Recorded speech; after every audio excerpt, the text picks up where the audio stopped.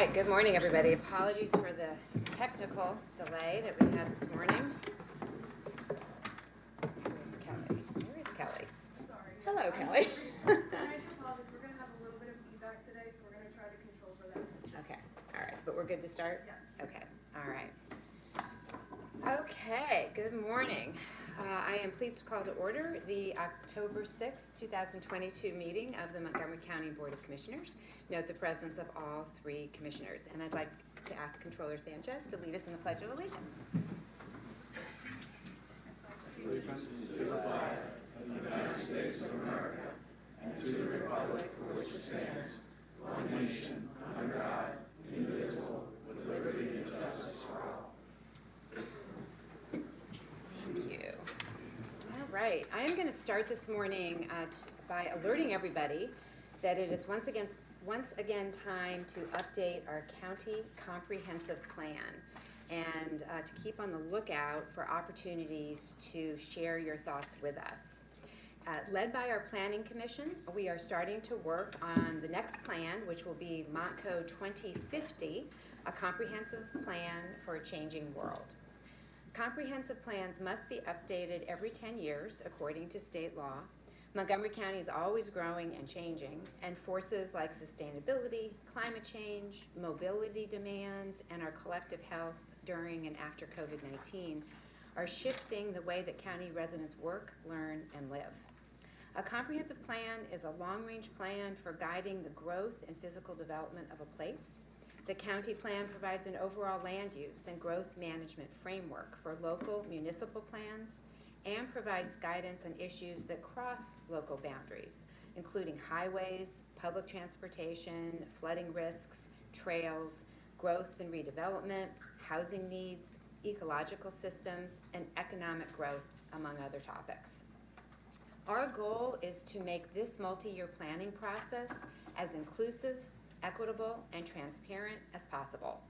So while the county will be kicking off its full outreach process in 2023, we're taking some time now to start listening to what county residents have to say. The most crucial element in creating the Montco 2050 plan is public input. We will be involving our citizens, businesses, nonprofit organizations, community leaders, and municipal officials. To begin this process, we are inviting everyone to join us on Monday, October the 17th at 7 p.m. for the first Montco 2050 Town Hall. Participants will be able to learn more about our work to formulate the plan and how you can give us input on what our planning priorities should be. We invite you to join us in person on October 17th here in the Commissioner's Boardroom, or we will have a virtual attendance option on Zoom. To register, you can visit www.montcopa.org/2050, so 2050 Town Hall. So montcopa.org/2050 Town Hall. This link can also be found on our website calendar and is displayed on the screen. We look forward to kicking off the next planning process and hope that you can join us. And I'll turn over to Commissioner Lawrence. Okay, good morning. I want to use my comments today to discuss the election process and respond generally to some of the public comments made by citizens over the past few meetings. I am not going to go down the rabbit hole to address conspiracy theories, disinformation, and outright falsehoods promoted by the big lie, but as a democracy, we all need to do a better job of understanding how our elections are run. The county's job is to administer and run elections, and we take that responsibility seriously. However, the election code and election laws are determined at the state level by the Pennsylvania General Assembly and the governor. Act 77 was passed in the General Assembly in 2019 in a bipartisan fashion. The state Senate and House of Representatives are controlled by Republican majorities. It was signed by a Democratic governor. Act 77 allowed for no excuse mail-in voting for the first time in our state. Pennsylvania joined 26 other states and Washington, D.C. in allowing no excuse mail-in voting. 8 states conduct their elections entirely by mail. Act 77 went into effect in Pennsylvania for the 2020 primary, which took place during the COVID-19 pandemic. However, as I have stated, Act 77 was passed in 2019. It had nothing to do with the pandemic, which began in March 2020. It was not passed due to the pandemic and will not go away unless the General Assembly and Governor change the law. The Pennsylvania Supreme Court has declared the law constitutional. Under state law, voters have the right to vote by mail-in ballot. There have been comments made regarding the use of drop boxes for mail-in ballots and urging the county not to use them. It is true that the use of drop boxes is determined by counties. They are a common practice in many other states that have had mail-in ballot voting longer than Pennsylvania. I support the use of drop boxes, and I will tell you why. There are unrealistic deadlines for applying for mail-in ballots from the state. If a voter waits until the last day, the U.S. Postal Service simply cannot deliver a mail-in ballot by 8 p.m. on Election Day when they must be received. Postmarks do not apply. It doesn't matter when you mail your ballot. If Voter Services does not have it by 8 p.m. on Election Day, it will not be counted. If you don't want to mail your ballot, you can drop it off at the Voter Services office. Drop boxes simply provide another option for voters to return their ballot directly to the county. Montgomery County is a very large county geographically. There are places where it can take up to an hour or more with traffic for a citizen to get to Voter Services in Norristown. Drop boxes simply allow voters to return their ballots directly to the county without using the U.S. Postal Service.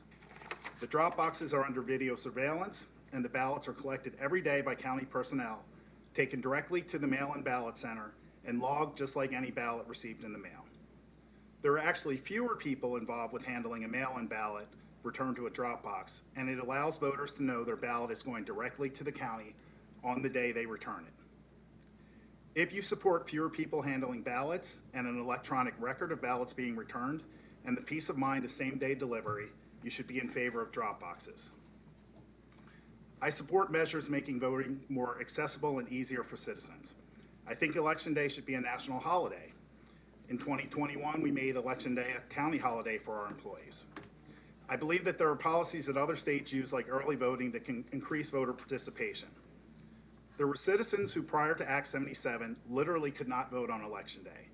If you worked a 12-hour shift, but you were not traveling out of town, you were not eligible for an absentee ballot. There have been increased costs with mail-in ballot voting, and there have been growing pains administering elections with mail-in ballots. But it's our job to follow the law and fix any issues to ensure our citizens can participate in free, fair, and secure elections. I voted by mail in both the primary and general elections of 2020. I have voted in person every election since.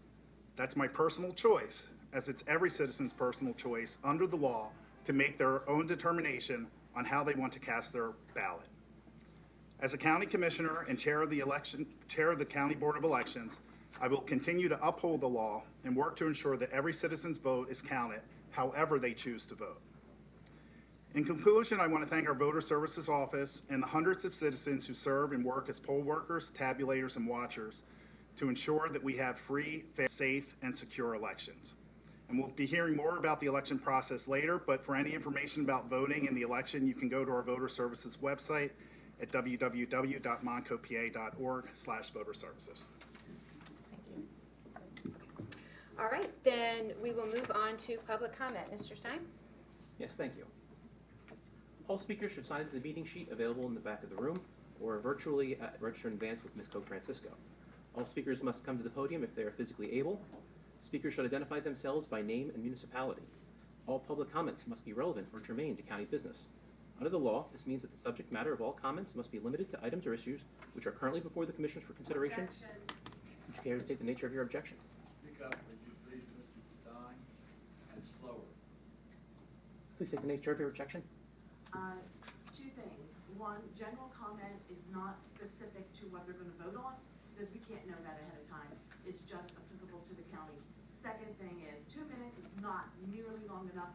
It's not reasonable. How many people here would prefer a 5-minute time limit? Please raise your hand. Everybody wants a 5-minute time limit. Right, thank you. Your objection has been noted. You need to listen to people. You work for us. We're not your employees. You work for us. Thank you, Ms. Braccio. I would like to second the objection raised by Ms. Braccio on the record. That'll be noted. Thank you. Let's see. Under the law, this means that the subject matter of all comments must be limited to items or issues which are currently before the commissioners for consideration or which may come before the commissioners for consideration at a future meeting. Whether a matter is germane to county business is a determination to be made by the county solicitor. Time limit of 2 minutes will be monitored, and county staff will respectfully request speakers to conclude their comments if the speaker goes beyond the time allotted. The board is not required to respond to public comments during the course of the meeting, so the public is reminded this is not an opportunity for dialogue or questions and answers. The board chair may direct appropriate county staff to follow up on any questions or additional comments after the meeting. Disruptive behavior, including, but not limited to, yelling from the seats, arguing whether a matter is germane to county business. Yes, Ms. Braccio.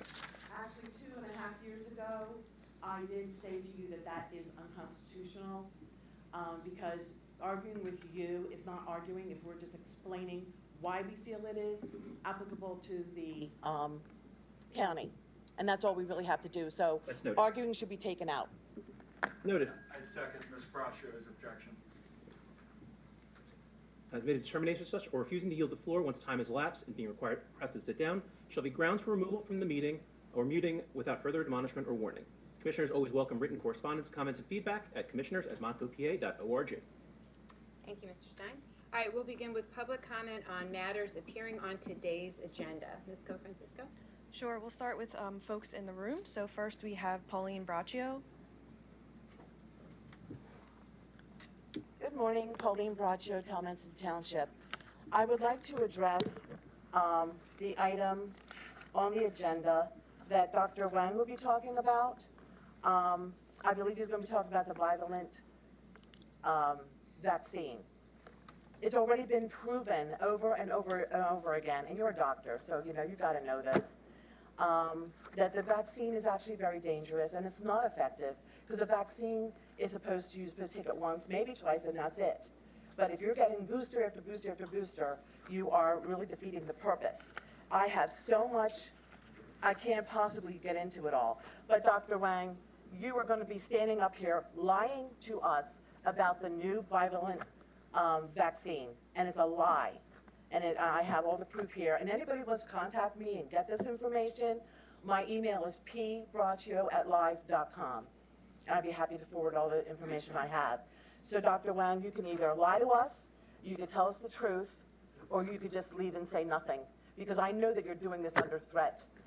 Because you will lose your job if you don't come up here and lie to us. And I just really, it's a shame that doctors are being put in that position, because all over the country, doctors are losing their license if they're not agreeing with the lie. So, Dr. Wang, I really urge you to please research this further and really look at the information that the CDC is even putting out. Theirs was set up to catch, for red flag, people dying from it should be stopped. When the SARS vaccine came out, 50 people died and they stopped the vaccine and never brought it back. Now there's been over, a couple 100,000 people? There is a website that is called I Can Decide. It's www.iCanDecide.org/v-safe.data. And Ms. on Braccio, that, your 2 minutes are up. and you're not supposed to interrupt during the sentence, really. Let people finish their sentences. You're so rude. All right, next, please. Next we have Jenny Reimenschneider. Thank you. Good morning. Morning. I'm from Lower Providence Township. I don't have anything prepared for this segment. I just noticed on the agenda that there was going to be something regarding the public comments, and I assume that's addressing the time that we've all been asking to possibly have more of. So I just want to implore you to please seriously consider that, because I know personally, I take time off of work. I spend a lot of time going through what I want to say and editing it and practicing it, making sure it fits into 2 minutes. Well, a lot of us are here saying very heartfelt, important things that we need to be heard, and it's very, very difficult to fit it into 2 minutes. I recognize a lot of people want to speak, and there has to be some type of limit, but I really do think that 2 minutes is too short. Thank you. Next, please. So we have a few people online that have agenda item comment. Kim Henderson. You can unmute. Good morning. Good morning. Good morning. Kim Henderson. Thank you, Kelly. Kim Henderson, East Norriton. Thank you for the opportunity to speak. Since we are not a democracy, but a constitutional republic, We, the people, have the right to voice our concerns. Can you hear me? Yes. Yeah. We can. Okay. My time wasn't going, sorry. We, the people, have the right to voice our concerns, ask questions, and ask for a dialogue. On Wednesday, September 28th at 6 p.m. was the town hall meeting with regard to elections, where we expected a dialogue and an opportunity to ask these questions. Commissioner Lawrence said at the beginning of the town hall that it would be an hour long. The town hall ended after only 30 minutes. At exactly 14 minutes, 32 seconds, Sean, who said he was an operator, came on and asked me my name and where I was from. He proceeded to ask me what my question was going to be. I said to him, "Can I just ask my question on the call?" Suddenly he said, "Sure, hold the line." Then Sean proceeded to say, "She does not want to summarize her question, so be careful." I never did get to speak. Lastly, I would like to ask Commissioner Lawrence if you would please explain to us what it is that you're referring to every time you say the big lie. We, the people, are very concerned about the election process. We are here to work as a team. We are also working to make sure there's safe, secure, fair, transparent elections. And I feel like when you use the narrative of the big lie, you're putting some negative connotations on what the intentions are of the people. So I look forward to having an opportunity of a dialogue, and I hope in future town hall meetings, when there is a phone conversation, that all the people get a chance to ask their question. Thank you very much.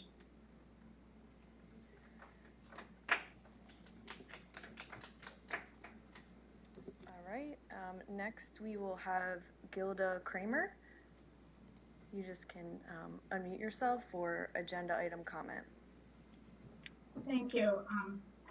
I'm Gilda Kramer. I am a commissioner in Lower Merion Township, and I am speaking solely on my behalf and that of my constituents, not on behalf of our entire board. Voting is a fundamental constitutional right of great priority to our shared constituents. Over the last 2.5 years, I've spent countless hours helping our residents, Democrat, Republican, and Independent, be able to vote safely and securely, often by mail. We appreciate the convenience of securely and safely voting by having a drop box located at Ludington Library and a satellite office of voter services nearby on Montgomery Avenue. Voting by mail has been and continues to be an important public health initiative in light of the continuing prevalence of COVID-19. And I respectfully request that we continue to have a drop box at Ludington Library and also a satellite office with hours at the Magisterial District Court building on Montgomery Avenue in Narberth and Penn Valley. Thank you. Thank you. Okay. Next we have Kenneth Kristovich for agenda item comment. If you want to unmute. Good morning, Commissioners. Ken Kristovich here from East Norton Township. Referring back to a topic that I discussed with you several weeks ago, I'm still looking for any response from the county with regard to an arbitrary decision at an administrative level to remove the right for citizens to pursue property records by name. It would seem to me that at least an administrative court judge or an act of the legislature would have been required to block the second topic. This week we're all aware that a elected row officer and county employee is appearing in the uniform of his duties in a political campaign on television. And I'd appreciate a comment as to whether this is within the law of the Commonwealth of Pennsylvania to participate in such campaign activities while on the job of serving as a row officer in the uniform of his office, and then appearing in the event. Thank you very much for your time. Okay, next we have Adrian Seltzer, if you just want to unmute for agenda item comment. Hello, Adrian Seltzer, Winwood. I would like to speak in favor of drop boxes. They make it very easy for people who are voting by mail to be sure that their ballot is going to get to voter services. Over the past couple years, I've had mail that has not been received, has taken 10, 12 days to get there. The one time I did mail my ballot in, it took well over a week, and I'm in Winwood, and Norristown is not that far. I think the drop boxes should start as soon as the ballots are mailed out, because we cannot trust the mail. And as a judge of elections, I can say that the process that we have in Montgomery County for voting is safe, secure, and people should not worry that their vote isn't counted. We work very hard. I've been working the polls for over 30 years. And seriously, if anybody has any questions of the public, I will answer them. And there's no better way to see how well the polls are handled as to become a poll worker. This way, you can learn the procedures. You can see how people are vetted when they come in to vote. The poll workers are your neighbors. They know you. It's just very secure system. In fact, for mail-in ballots, you need even more ID than you do to vote in person. So that's where we are. Thank you very much for your time and attention. Bye. Okay, and next we have Marlene Laska for agenda item public comment. You can unmute. Okay. Marlene Laska, and I'm from the Oaks Upper Providence precinct. This is in relation to the comments coming from Mr. Lawrence, and want to also support what Kim Henderson was saying also. Okay, relative to the big lie, prove it to us. Okay, that is all we're asking for. All we are asking is that you give us the proof, the data, the evidence that our elections are secure. We don't want to just be told they are secure. Just like the last Adrian just said, they are the safest and most secure. Prove it to us. Prove to us that the voter rolls are adequate and accurate.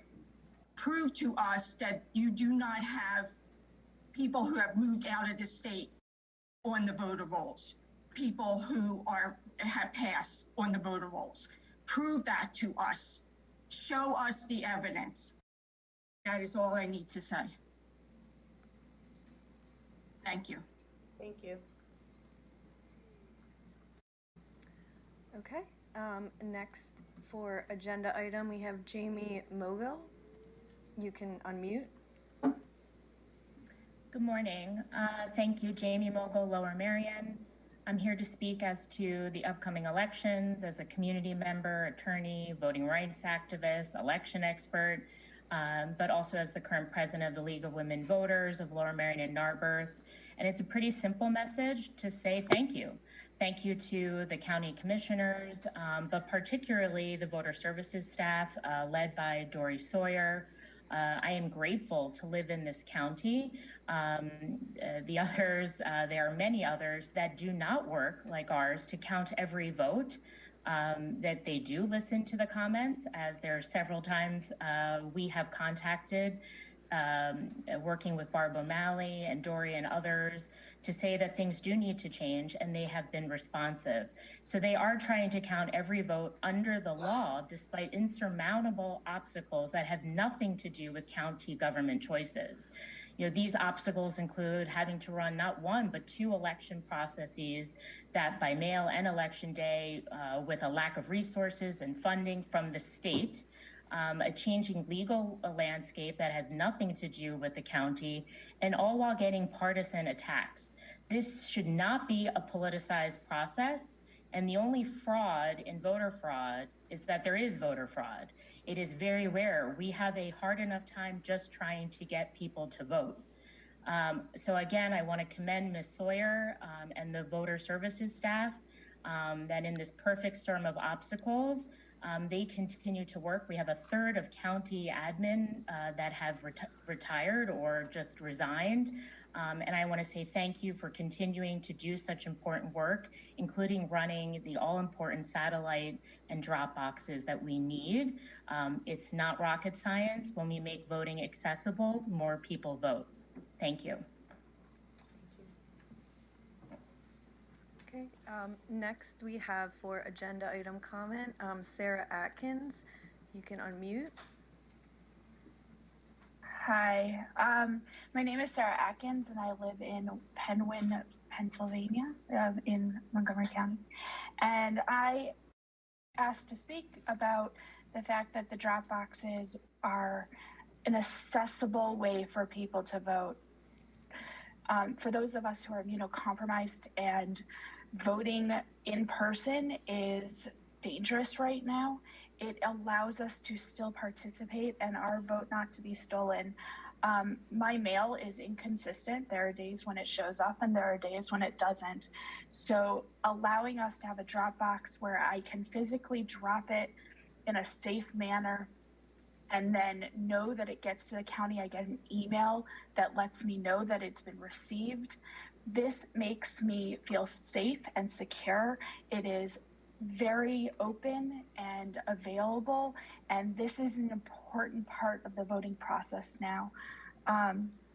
If possible, to have our drop boxes open as soon as those mail-in ballots come.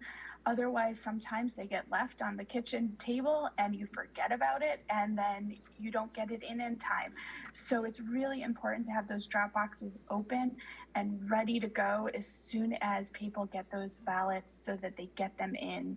And I hope that the Ludington Library drop box will be open as soon as possible, as well as our satellites here in Lower Merion, which is another really important part of voting, so that if there are any problems ahead of election day, those can be fixed and people will have their vote and will not be disenfranchised. So thank you for all your hard work, and I hope the drop boxes will be open soon. Okay, continuing with agenda item public comment, we have Phyllis Rubin. You can unmute. Hello, I just wanted to put my hand down. I just wanted to also comment about the drop boxes and, fair elections.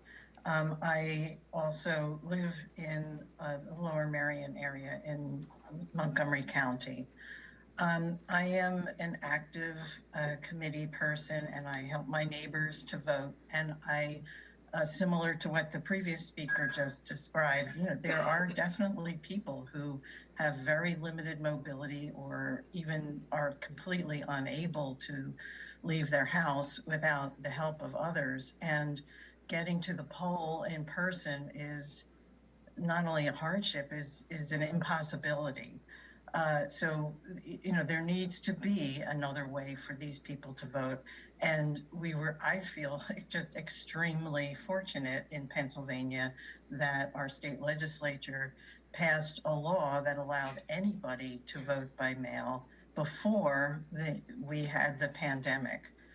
Because many, I don't know the exact number, I'm sure the commissioners know the number of how many people in Montgomery County voted by mail in 2020, but I was among them, people who are normally healthy, who were healthy and did not want to be exposed to a worldwide global pandemic, deadly disease. So these, it's helpful and it's essential to democracy.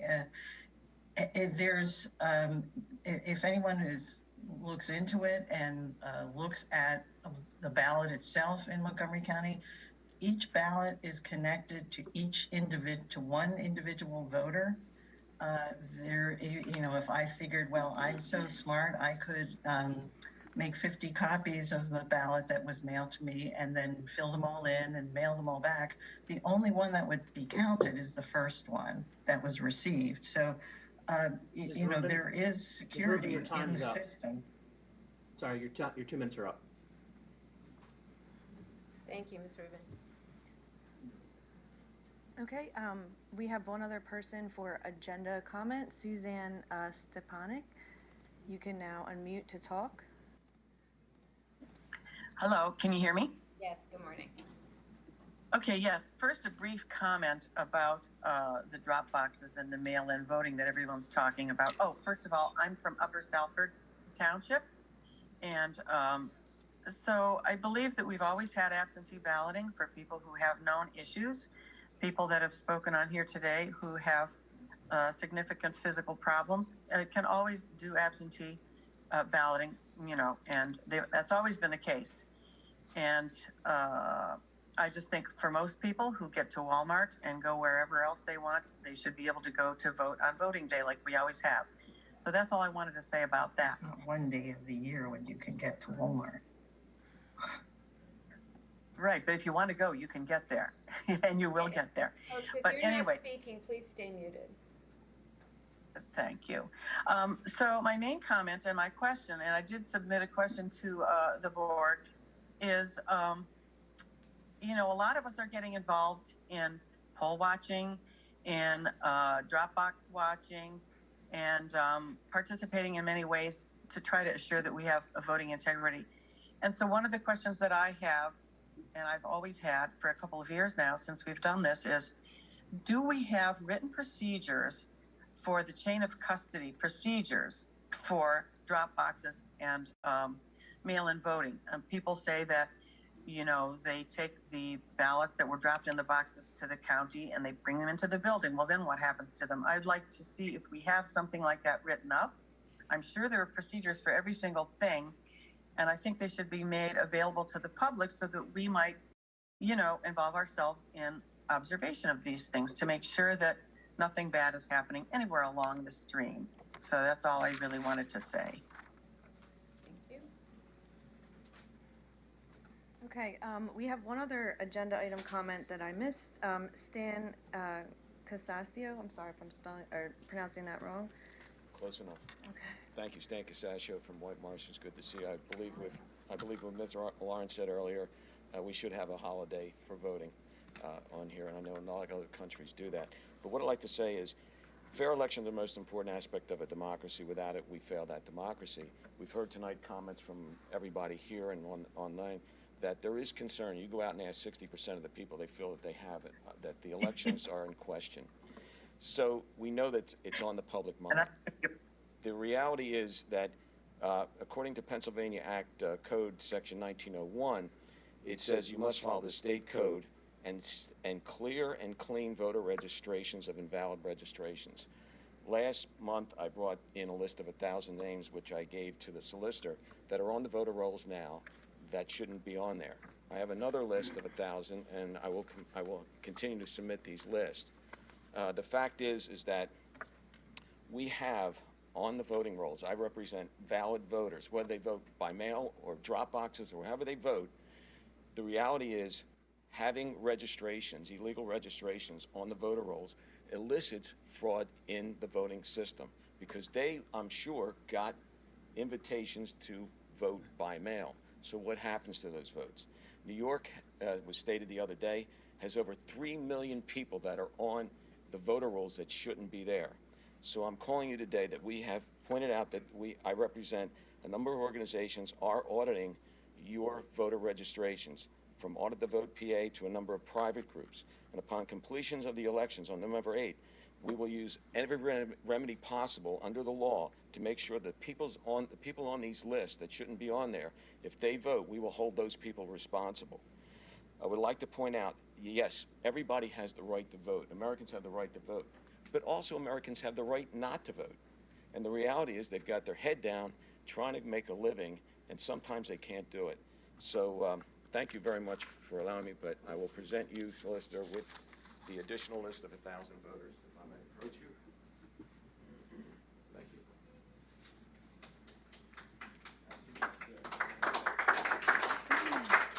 Mr. Stein, if I could just ask a question. Is the list that you've been presented with in a form to include addresses and other identifying information that we could possibly check the voter rolls? It has enough information that we can check it against the list, yes. Thank you, Commissioner. All right. Okay, we're gonna move to general public comment. So again, we'll start with folks in the. I have an agenda item comment. I signed up. I don't know why.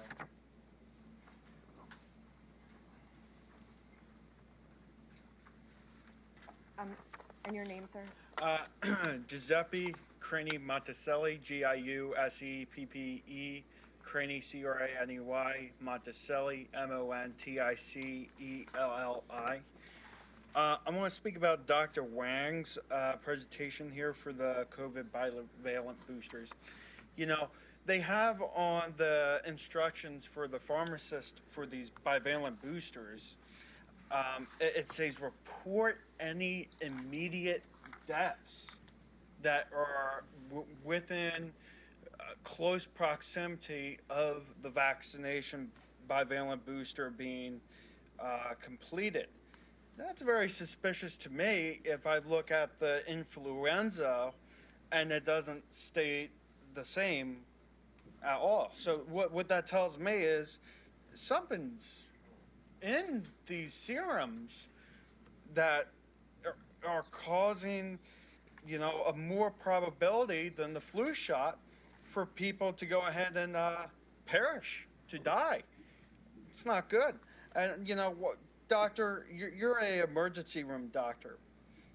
Why I mean, maybe we can ask Michael Lang to bring in someone from Holy Redeemer that's actually like an infectious disease doctor instead of an emergency room doctor to speak about this item, because of course I know you're being threatened to speak about this allegedly, you know, so I mean, we might as well have someone in here that's really an expert. I want to speak about the Axon enterprise for data storage. Why we need more storage again? Is this the Axon dealing with the body cams? What's up with that? In terms of the public comment guidelines, I mean, yeah, we've always had that, but let's get that 5 minutes back. That's what I would say. And that'd be a conclusion of my comments. Okay, we will move on to general public comments, starting with folks in the room. So we'll go to back in order with Pauline Braccio. Pauline Braccio, Talmenton Township. You talk about the big lie can. Here you go. Democrats love mail-in voting because it allows them to cheat. That's it. That's the whole reason why they love it. Anything else they say about convenience or increased voter turnout is a lie. Mail-in balloting allows them to cheat and makes it easier to do it. That's why they want to make it the 2020. That's why they want to make the 2020 disaster the law of the land. Mail-in voting is so safe and secure that it allows them to win every time. Now, I know there are people who come up here. One was Kevin Skoland. I really don't know how to pronounce his name. And he said he was an expert. Well, I too am an expert. I've been working at the polls for 5 years. I've been judge of election. I fill in every time the judge hasn't been able to make it, which is about 4 or 5 times.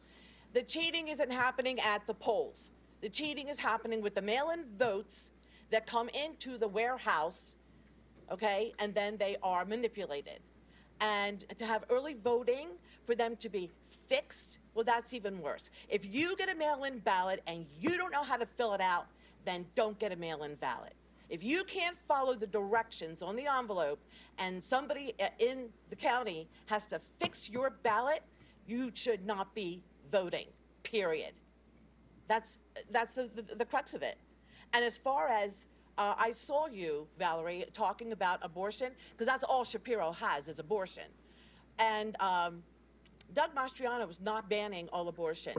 He's speaking his own. Braccio, remember your comments must be germane to issues before the commissioner. She's the county commissioner. And by the way, I have case law that says even if, and you better stop this clock because I'm not going to be taking this time out of my time. Anyway, so I do have the right to speak about this. If you say real doctors against Oz, you're not a real doctor if you don't know where babies come from. Ms. Braccio. Did your husband carry your children? Okay, next we have Jenny Ramenschneider. Hello again, I'm from Lower Providence. Just giving an update on my family situation. After 10 months of reaching out to various unresponsive. Turn that mic up. No, Please don't yell from the seats. It's for the folks online. So if you could just speak a little more loudly, it'd be great. Can I get my time back? Yeah. You can restart. All right, I'll talk louder, sorry. So after 10 months of reaching out to various unresponsive Montgomery County officials, I was finally able to obtain a meeting with 2 employees from the Department of Aging regarding the atrocious treatment of my mother and our entire extended family under the guise of assistance. After an unnecessary and tremendous amount of effort, time, and legal fees incurred by me and my siblings, critical decisions regarding my mother's health have finally been restored to us. It's unconscionable that in the year 2022, in the United States, a human being can actually own another human being. The county can actually assign a complete stranger who is held to no standards and has no accountability to take over your life. They can then force you to pay this person, who in turn can force you into a facility and force you to pay for that. This is an extreme and destructive example of government overreach, and it must change. Irreparable damage has been done, especially to the mental, physical, and emotional health of a senior citizen who is also disabled, namely my mother, and who on both counts, the system is purportedly in place to protect instead of harm. Once again, I'd like to remind the commissioners that you name all department heads, appoint all county employees, and determine their salaries. It is essential for the well-being of all Montgomery County citizens that a better review of agency policies and personnel trusted to follow such policies is implemented immediately. It's also essential that you reply to inquiries and requests within the 48 hours indicated in your automatic email response and not within 10 months after much pleading on my behalf. I'd like to remind everyone in this room that every county and state employee, whether elected, appointed, or hired, is at least in part paid for by our tax dollars, and we have the absolute right to demand changes to detrimental policies and procedures. It's my mission to ensure that no other family has another entire year of their life stolen from them by these policies. Thank you. Next, we have Mike Marino.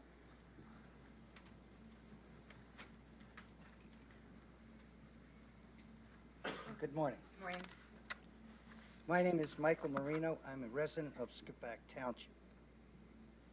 I represent and speak on behalf of the following groups: Americans of Italian Heritage Council, the Daughters and Sons of Italy, the MSS Lodge, the Holy Savior Club, and the Mount Carmel Lodge.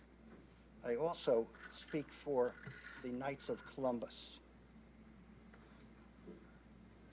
Ladies and gentlemen, we are here to request that you restore the Columbus Day holiday. We ask this because it is our day of recognition as a people of this county and this United States. We request this not because it is just another holiday. We ask this because it is a day of acknowledgement of our immigrant ancestors who came to this country for the purposes of a better life for themselves and their children. We ask this in recognition of the enormous contributions that have made to this country and to this county. We, as a people, believe that that is appropriate. In short, because it is our day of justifiable pride. We are quick to announce that we have no quarrel or any argument or any animosity to any other group that has their own day. Quite to the contrary, we applaud it and support them. We suggest that this commission grant us our day back again. Now, if this county truly believes in being inclusive, if this county really believes in equality, then you will give us our day back. To do so is appropriate. Marino, I apologize, but your time It is fair. It is just. My time in favor of Mr. Marino, Francis for duty. Unfortunately, we do not permit people to It is yield their fair, time. it is just, and it's simply the right thing to do. Thank you for listening to me.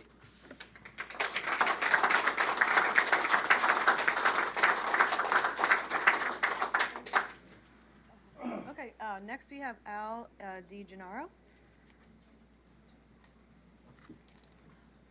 Good morning. My name is Al DiGennaro. I'm a Penn Valley resident in Lower Merion Township. I would just like to echo Mr. Marino's comments and request that you reconsider the decision to do away with the Columbus holiday. I think, as evidenced by the number of people in this room, I'd ask all of them to raise their hand and support this effort to restore the Columbus holiday. As Mr. Marino said, we have no animosity. We encourage inclusion.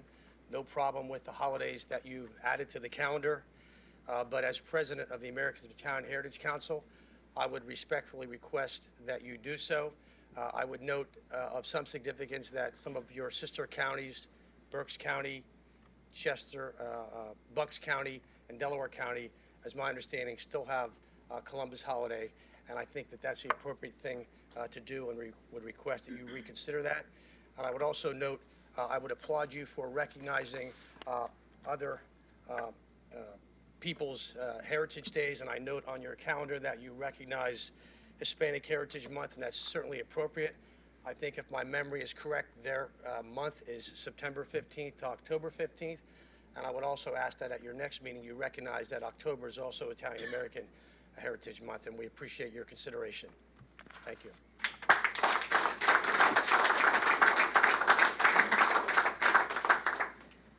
Next, we have Mr. Craney Monticelli.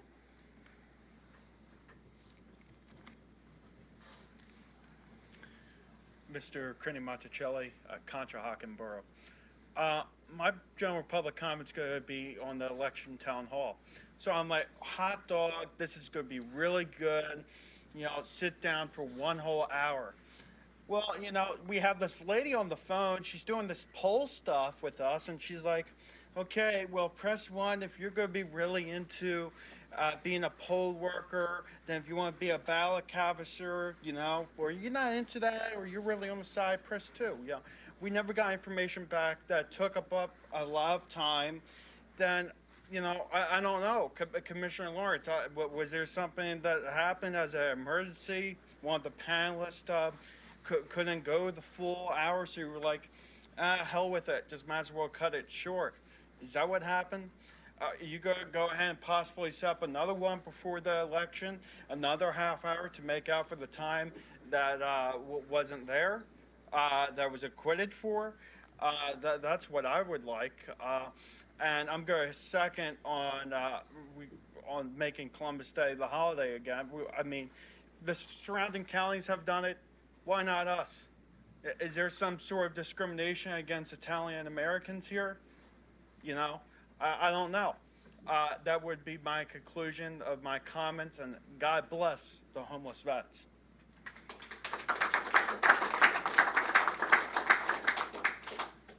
Okay, next we have Francis, I'm sorry, I can't pronounce your last name. Makudi. Makudi. Thank you.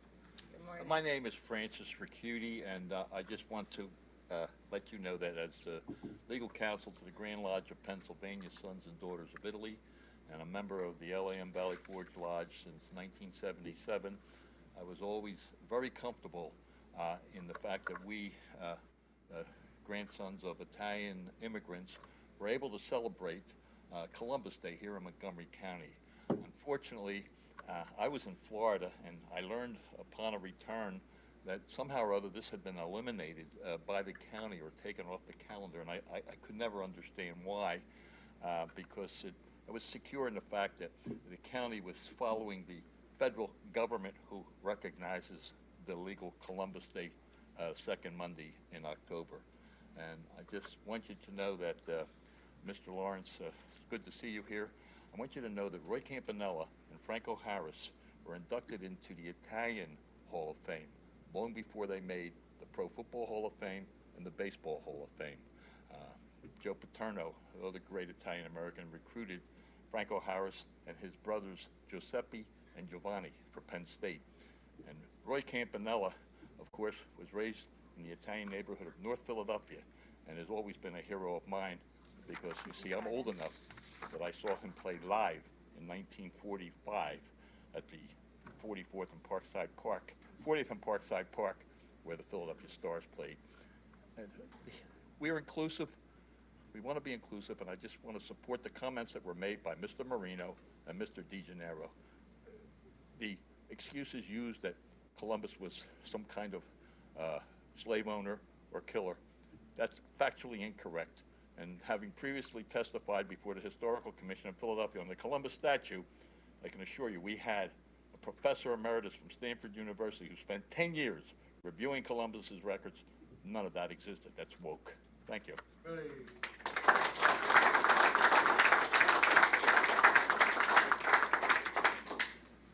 Next we have Michelle Melcorp. Michelle Meller with Payne Township. I come from a long line of Irish Italian immigrants. My Irish side of the family, we were actually descendants of Commodore Barry. My grandmom used to ride in the parade with her grandmother because they were the matriarchs at the time. I'm here today because we are all so disgusted with the voter integrity in this country, specifically Pennsylvania. The United States has always been a beacon of light for the whole world. The whole world looks up to us because we held the standard. We no longer hold the standard. The world is completely distressed right now over the state of the United States and the corruption and how it's crumbling from the inside. The world knows what these drop boxes are about. The world knows what these no questions asked mail-in ballots are about. The world knows why we don't require ID in America to vote, when in every other aspect we're ID Nazis. You need ID to buy cigarettes, you need ID to get in certain grocery stores, but we don't need ID to vote. The world knows why we don't need that. We have, let's see, the Grant administration, Boss Tweed, Nixon, and now we have Wolf, Shapiro, Lawrence, and Arkush, parts of this corrupt, biggest history, in America, corruption. You go home and you look at yourselves in the mirror. Are you proud of yourself? Guess what? I'm extremely proud of my heritage. Your generations to come are going to hate you for the black mark that you're putting on their name, for being such a cog in this corruption wheel in Pennsylvania with the voter ID. Your generations are going to hate you for what you did to their name. Your time is up, ma'am. Thank you.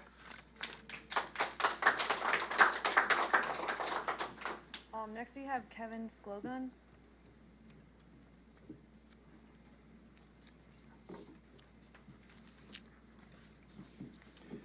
Kevin Skoglund, Lower Merion.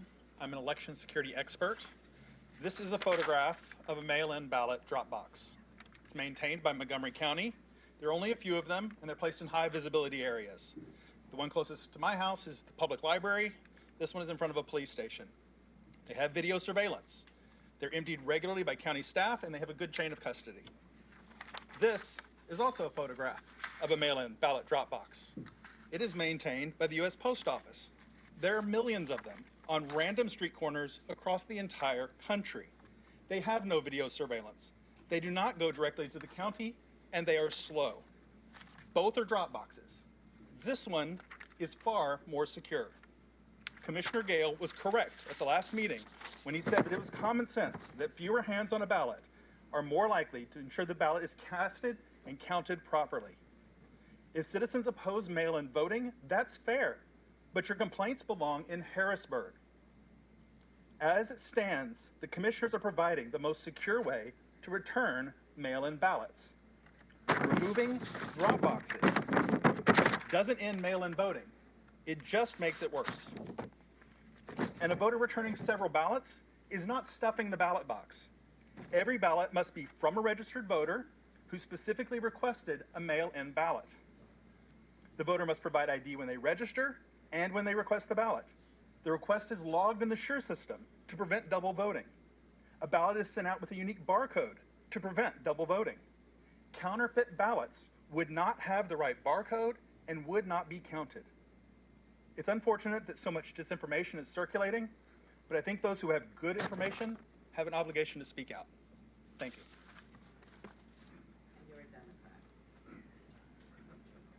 Next we have Kathy Hyder.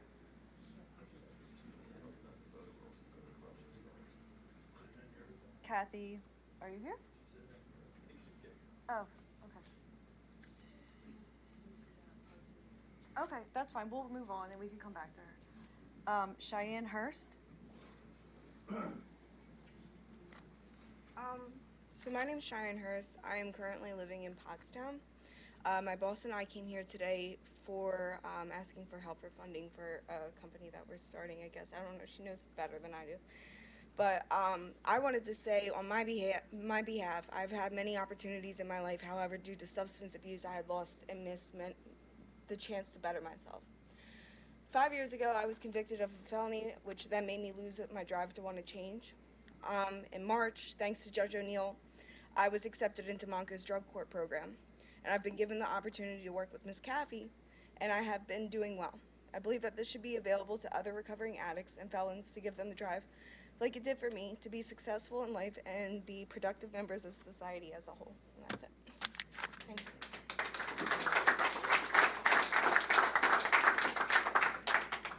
Congratulations to you.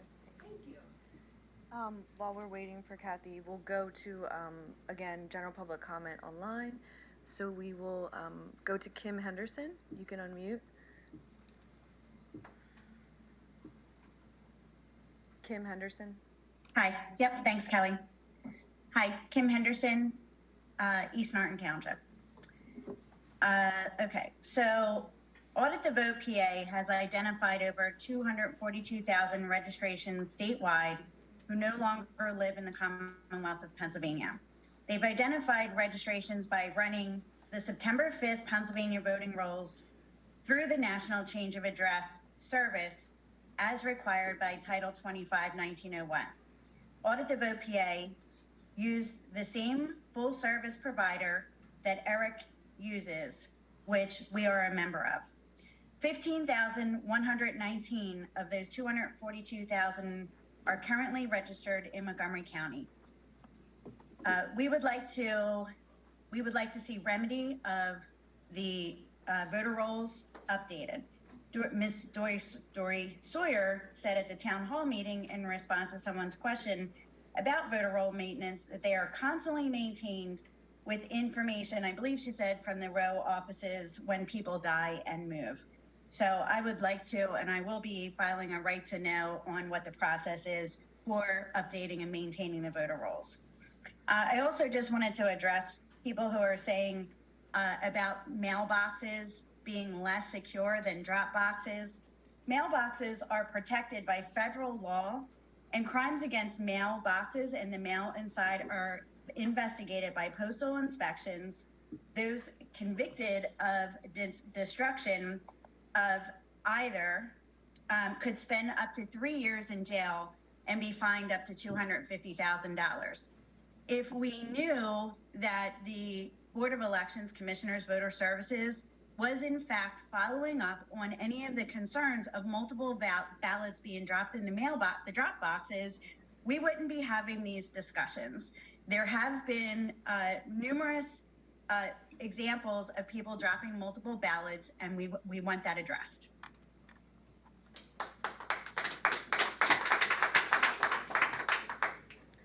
Okay, we will go back to Adrian Seltzer for general comment. You can unmute. Hello. For Kim, someone can come by and drop 50 mail-in ballots into a mailbox. The fact that it is the law that you can only drop one in a drop box. The amount of misinformation being spewed here is just beyond me. An application for a mail-in ballot is not the same as a ballot. In order to get your ballot, after you get the application, you have to provide your driver's license number or your ID number to be able to get that ballot. That ballot, when it comes to you, is in an envelope that has a barcode on it. That barcode goes, after you fill out your ballot, put it in the 2 envelopes, seal it, sign it, date it, and send it back to Monco. It is scanned, and you have a guarantee that that person has voted. They cannot send in another ballot. Your claims about no voter ID in Pennsylvania, you need ID to register to vote. You don't get into the poll book unless you presented ID. To have to present ID again is superfluous. We have your signature, your date of birth in that poll book. So if someone comes in and says they're you, and you can look at them and that you see that they're not the right age, the signature doesn't match, because when someone signs the poll book, the poll worker covers the other signature so they can't copy it. And it's also upside down. So my time is up. Time is up. Okay, we just have 2 other folks in person. So we have Nancy Price.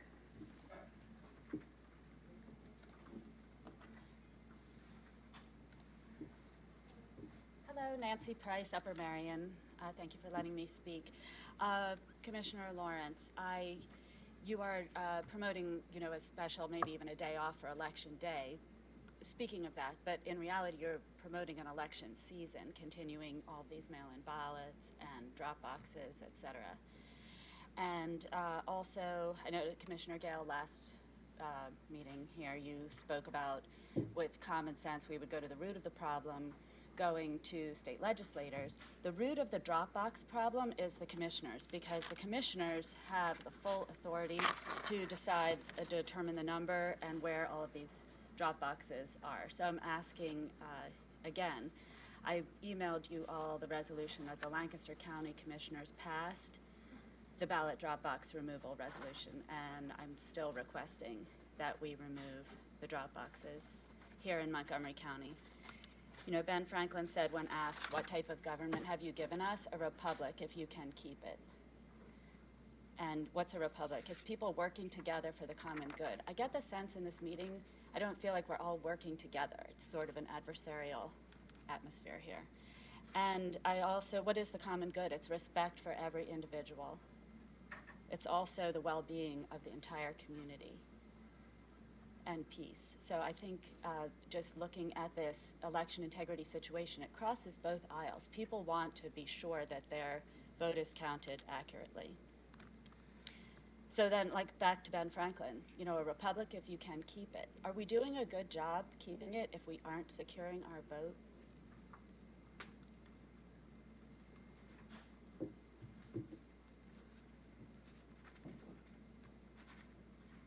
Ms. Price, I would like to clarify for the record. I stated at the last board meeting that I'm opposed to 50 days of no excuse universal mail-in voting. I voted against purchasing mail-in ballot drop boxes. And the root of the problem is true. If you repeal Act 77 and do away with mail-in voting, we no longer need drop boxes. And again, for the record, I voted against purchasing mail-in ballot drop boxes. I appreciate that, but you Ma'am, also. I'm sorry, your time is up. Right, he took my time. You had stopped speaking. Right, I Thank was you very much. allowing silence for people to think, are we keeping our republic?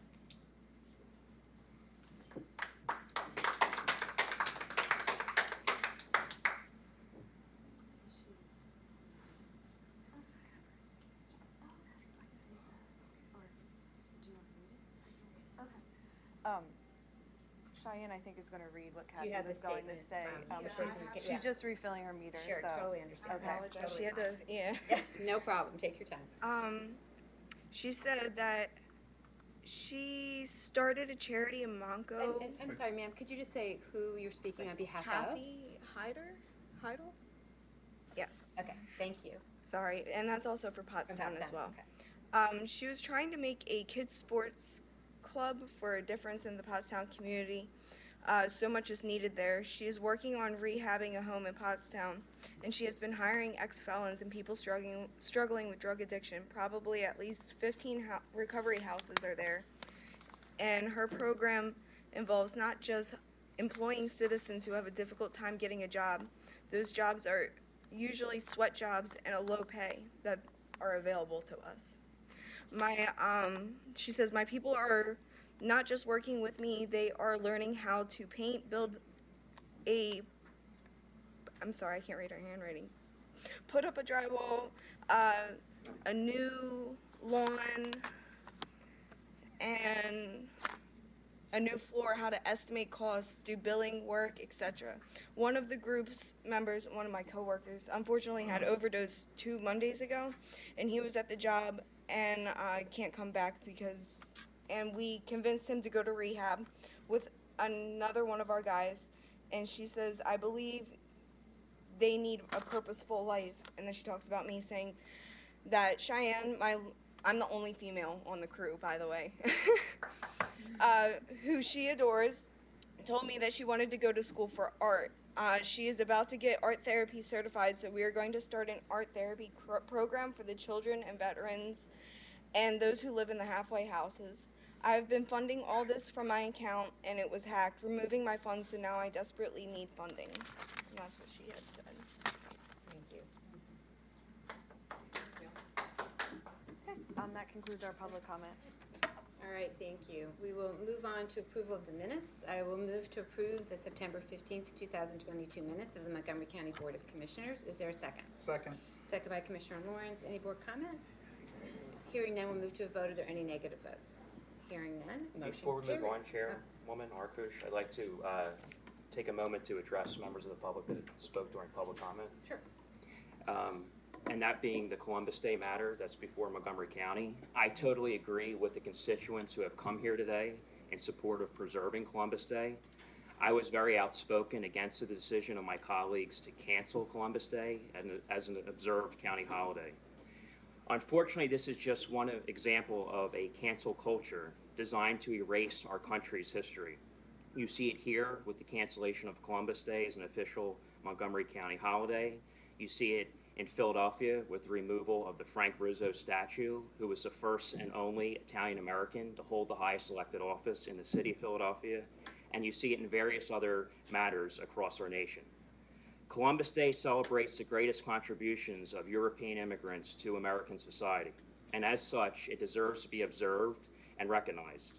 As a proud American of European descent, I look forward to proudly celebrating Columbus Day on Monday with other members of Montgomery County, many of which are here today.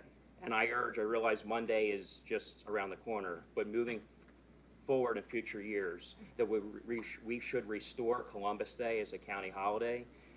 2 years ago, this holiday was canceled and it was replaced with another holiday, which was Juneteenth.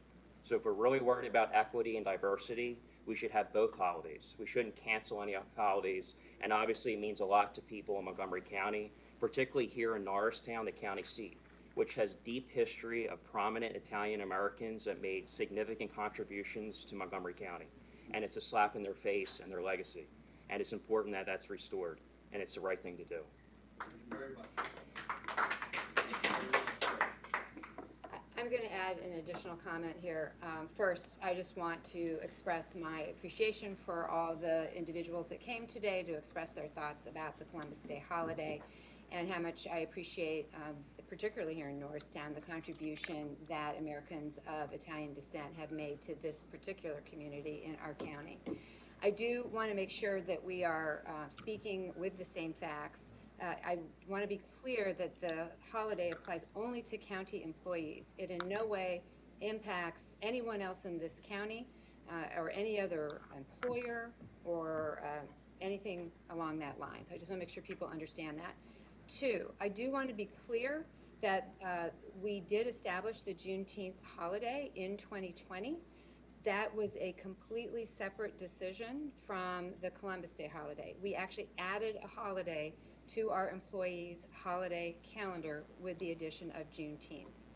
Columbus Day was removed from that calendar for a variety of reasons. One of them was the fact that all of our 22 school districts, all but one or two, I believe, are closed on Election Day, and all but one are open on Columbus Day. And so that creates a number of complications for our employees and their families. And I just want to underscore that for any county employees who wish to observe Columbus Day, they have personal days available to them, which can absolutely be used for this purpose.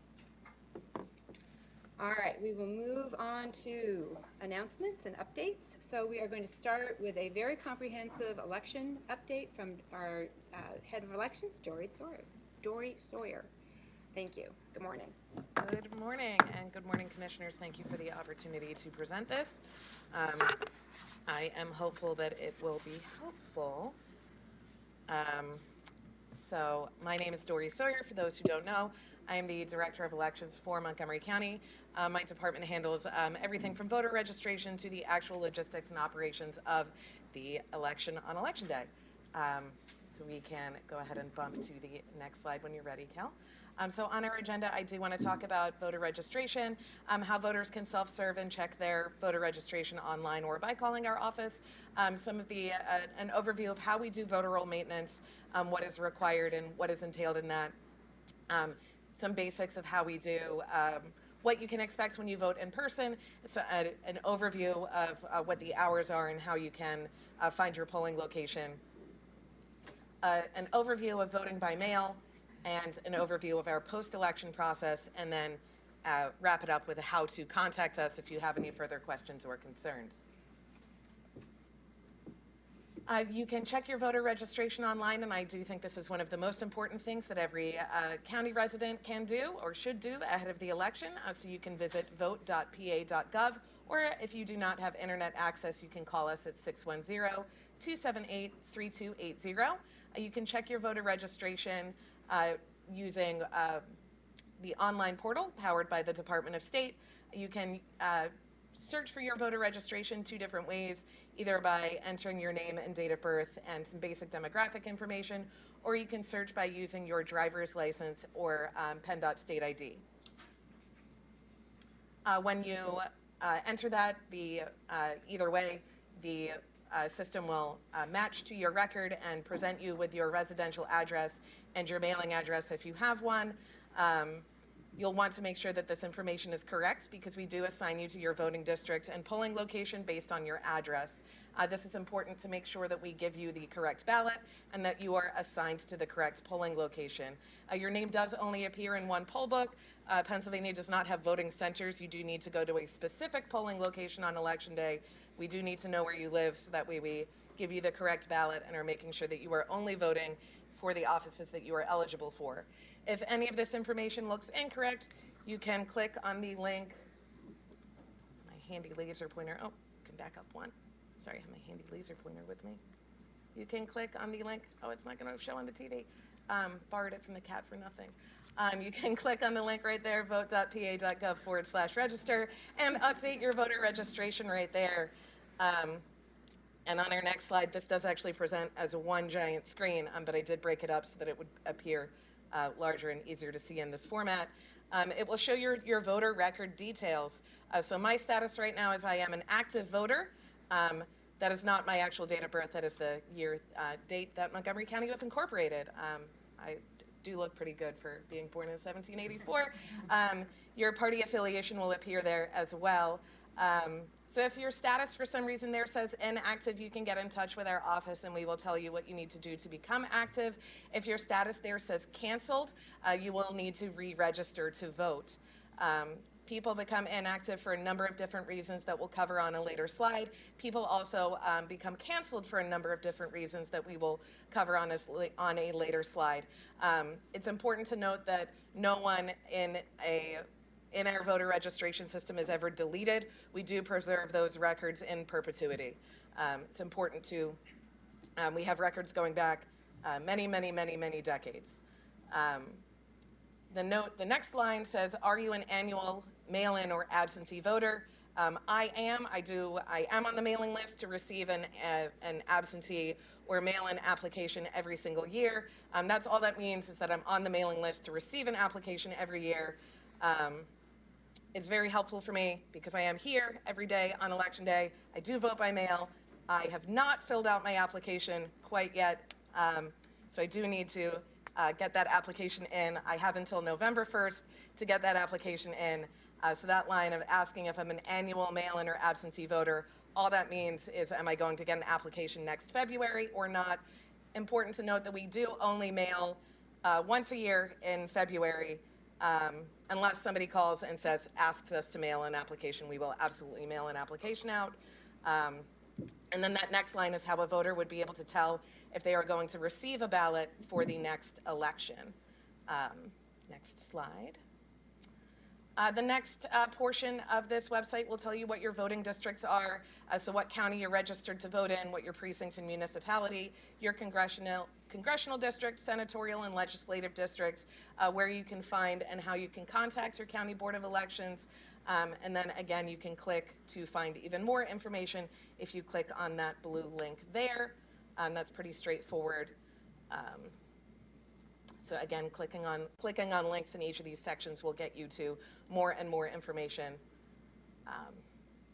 And then in the next section, it will show you your polling place. So if you prefer to vote in person, it will show you where your polling location is.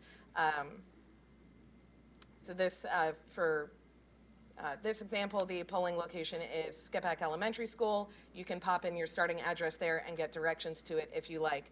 So very comprehensive, one-stop shop portal.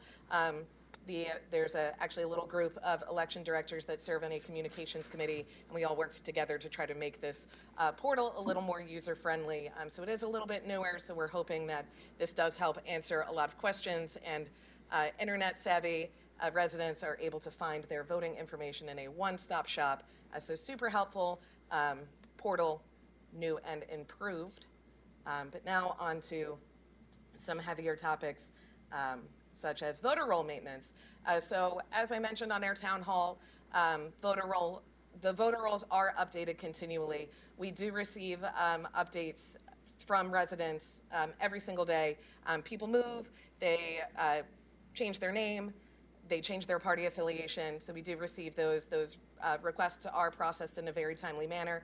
We do use the National Change of Address database, which is powered by the United States Postal Service, as well as other databases through the Electronic Registration Information Center to match voter demographics. When we do find a mismatch, that begins a process where the voter is contacted by mail. Those letters can be forwarded, so if they have mail forwarding in place, they do still receive those letters. If the voter does not respond to that letter within a specific period of time, they would become inactive. That letter does include information pertaining to how they can update their information with us. So if the voter does not respond to us within 90 days of the next election, they become inactive. This process helps us find voters who have moved either within the county, within the state, or even out of state. This process is performed annually. and it's very helpful for us to identify voters who maybe have not told us that they moved.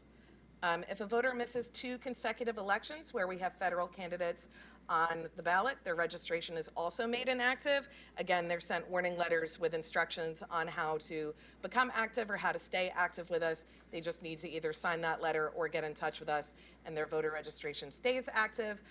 Voters with no activity on their record for more than 5 years, so that would be 0 address updates, 0 ballots cast, 0 party affiliation changes. They just have had no interaction with our office for a period of 5 years, are also sent warning letters with instructions on how to stay active. And if they don't respond to those for a further 2 years, then their voter registration is canceled. Next slide. Voters who are inactive are still able to vote. They must sign an affirmation. So if they are voting in person, the poll worker provides them with a form that they must fill out. It just kind of is, again, a legal document where they are signing, affirming that they live at that address, that they are who they say that they are. They sign that, they provide that to the poll worker. We then process those after the election. If they are voting by mail, that application does serve as the affirmation. If they are canceled, they must complete a brand new registration. Deceased voters, I think I did actually skip over that bullet point. So we do work with the Department of Health, and we do receive updates on deceased voters through the Department of Health. Obviously, if a death certificate is issued, that's how we are notified. Family members do also let us know when a family member has passed. And we do also look at community obituaries and then cross-reference with death certificates to keep our voter rolls up to date on passings. Deceased voters are not listed in the poll book, and once a voter is marked as deceased in our voter registration system, we cannot issue any absentee or mail-in ballots, any letters. All activity in that voter record is blocked. Voting in person. So when on Election Day, November 8th, polls will be open from 7 a.m. until 8 p.m. ID is needed for first-time voters or for voters who just moved into a brand new district. It is actually against the law for poll workers to require ID in any other circumstance. More information about the voting equipment that you can find in a polling location can be found on our website. We have instructional videos, including videos that show how the scanners work and how you can tell that the scanner has accepted and counted your ballot versus what happens if the scanner cannot accept your ballot. So we have 4 different videos on our website kind of explaining how the different pieces of equipment work and how you can be confident that your vote was accepted. Voters who originally request an absentee or mail-in ballot and then choose to vote in person instead can surrender their absentee or mail-in ballot at their polling location. They do need to bring their ballot and the return envelope with them to hand into the poll worker. They'll sign a quick declaration affirming that that is what they intended to do. Give that to the poll worker, then they'll be permitted to sign the poll book and vote on the equipment as normal. If they forget, if you had originally requested a mail-in ballot, the poll worker will have that information. So if you do not bring that ballot with you to exchange for an in-person ballot, you will only be permitted to vote using a provisional ballot. Again, more information about our voting equipment and sample ballots can be found on our website, and I'll share that web address at the end of the presentation. Who is at a polling location? We do get a lot of questions on Election Day about who the different groups of people are at polling locations. So we have poll workers. Poll workers can be elected. Some of them are elected, some of them are volunteers. They work inside of the polling location. There's usually 5 to 7 inside of a polling location, and they work with the goal of conducting a fair election process and assisting voters in exercising their right to vote. We do also have poll watchers. Poll watchers are assigned to polling places by the parties or candidates to observe the election process. Poll watchers are a little more limited in what they have access to. That is also governed by the Department of State. Those guidelines are available for the public to view on vote.pa.gov as well. Anyone who is interested in becoming a poll watcher can contact their party to become a poll watcher, or can reach out to a campaign directly if they'd like to be an observer on behalf of a candidate. Definitely welcome to review those guidelines on vote.pa.gov as well. Outside of a polling location, you will find party and candidate supporters. They may have materials for you, campaigning on certain causes. They should not be blocking the entrance, but maybe handing out literature if you have questions. They certainly may be able to assist you with information about a candidate or a cause that they are supporting. Poll workers, when you arrive at your polling location, poll workers have physical books with all of the names of the eligible voters in that district. There are lots of notes inside of the poll book to help guide poll workers as to what to do or to apply different aspects of the election code. So the poll book, for example, will have a note indicating that somebody is a first-time voter and needs to show ID. It will tell them if somebody has requested a mail-in ballot and must surrender it. It will also tell them if a voter is inactive and needs to sign that affirmation. So again, poll workers do know which voters were issued an absentee ballot and who should be surrendering one. The poll workers do also know which voters have already returned their ballot to voter services. Those names actually aren't printed in the poll book at all, so there's nothing for those voters to sign. Those names appear on a separate list, just again, another way to make sure that we are not enabling people to cast two ballots, and I will review that in more detail a little further in this presentation. The voter signs the poll book, the poll worker issues a ballot and a Sharpie pen. The voter then makes their selections on the ballot and inserts their ballot into the scanner. Again, the voter should be inserting the ballot into the scanner themselves. There is a poll worker there to assist just in case there's a jam or the voting machine alarms. They're there to assist or instruct you on how to insert that ballot, but they should not be handling your ballot unless you request them to. I'd like to talk about the machines now. So Sharpie pens are the recommended writing utensil for a number of reasons. Number one, the ink dries very quickly, so it doesn't smear. It doesn't leave a residue on the scanner, so the poll workers don't need to constantly be cleaning that scanner. It's very easy to read if a person decides to write in a candidate. Very easy for us to read in that post-election process. We do format the ballot so that bleed through is not an issue. If you're filling in the oval on the front of the ballot, there isn't an oval on the back of the ballot that's going to line up. We format them specifically so that the ovals are offset.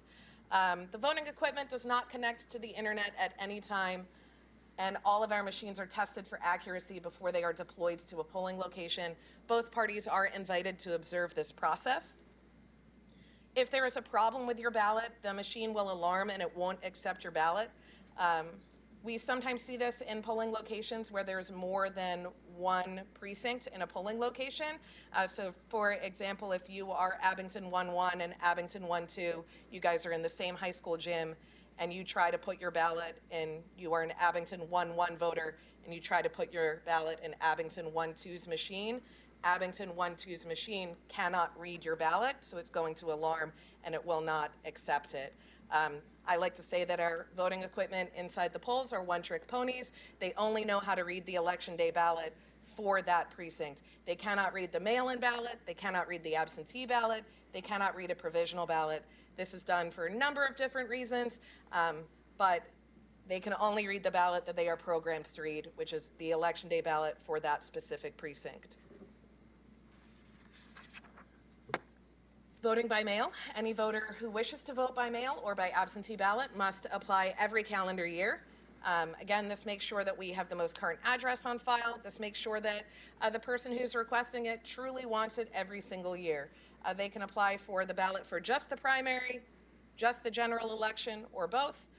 We only mail applications to voters who request them, either through that annual list, or if somebody calls me today and says, hey, Dory, mail me an application, we will gladly pop one in the mail to you.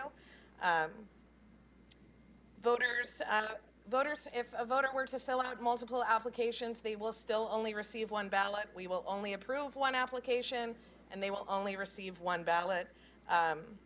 Only one ballot will be counted. Applications are approved through the voter registration system, and they are tied to your voter profile.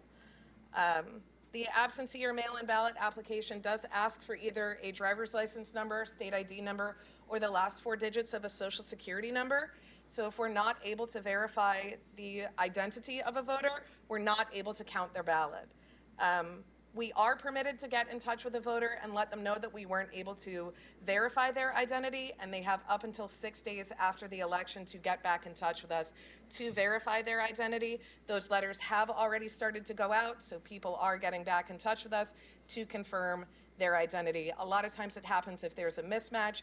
They filled out their mail-in ballot application, maybe without their middle initial, but their driver's license has their middle initial, or vice versa. So there wasn't a perfect match, so we need to do a little further investigation before we're able to count their ballot.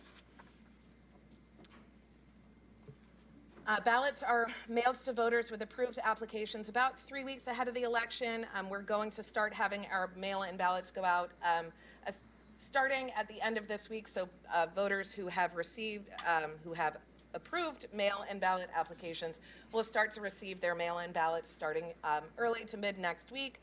Voters can return their ballots via the United States Postal Service, secure ballot drop box, or at one of our office locations. You can also come to our office to request a mail-in ballot in person. Here at 1 Montgomery Plaza, we do have the ability to fulfill those requests on demand.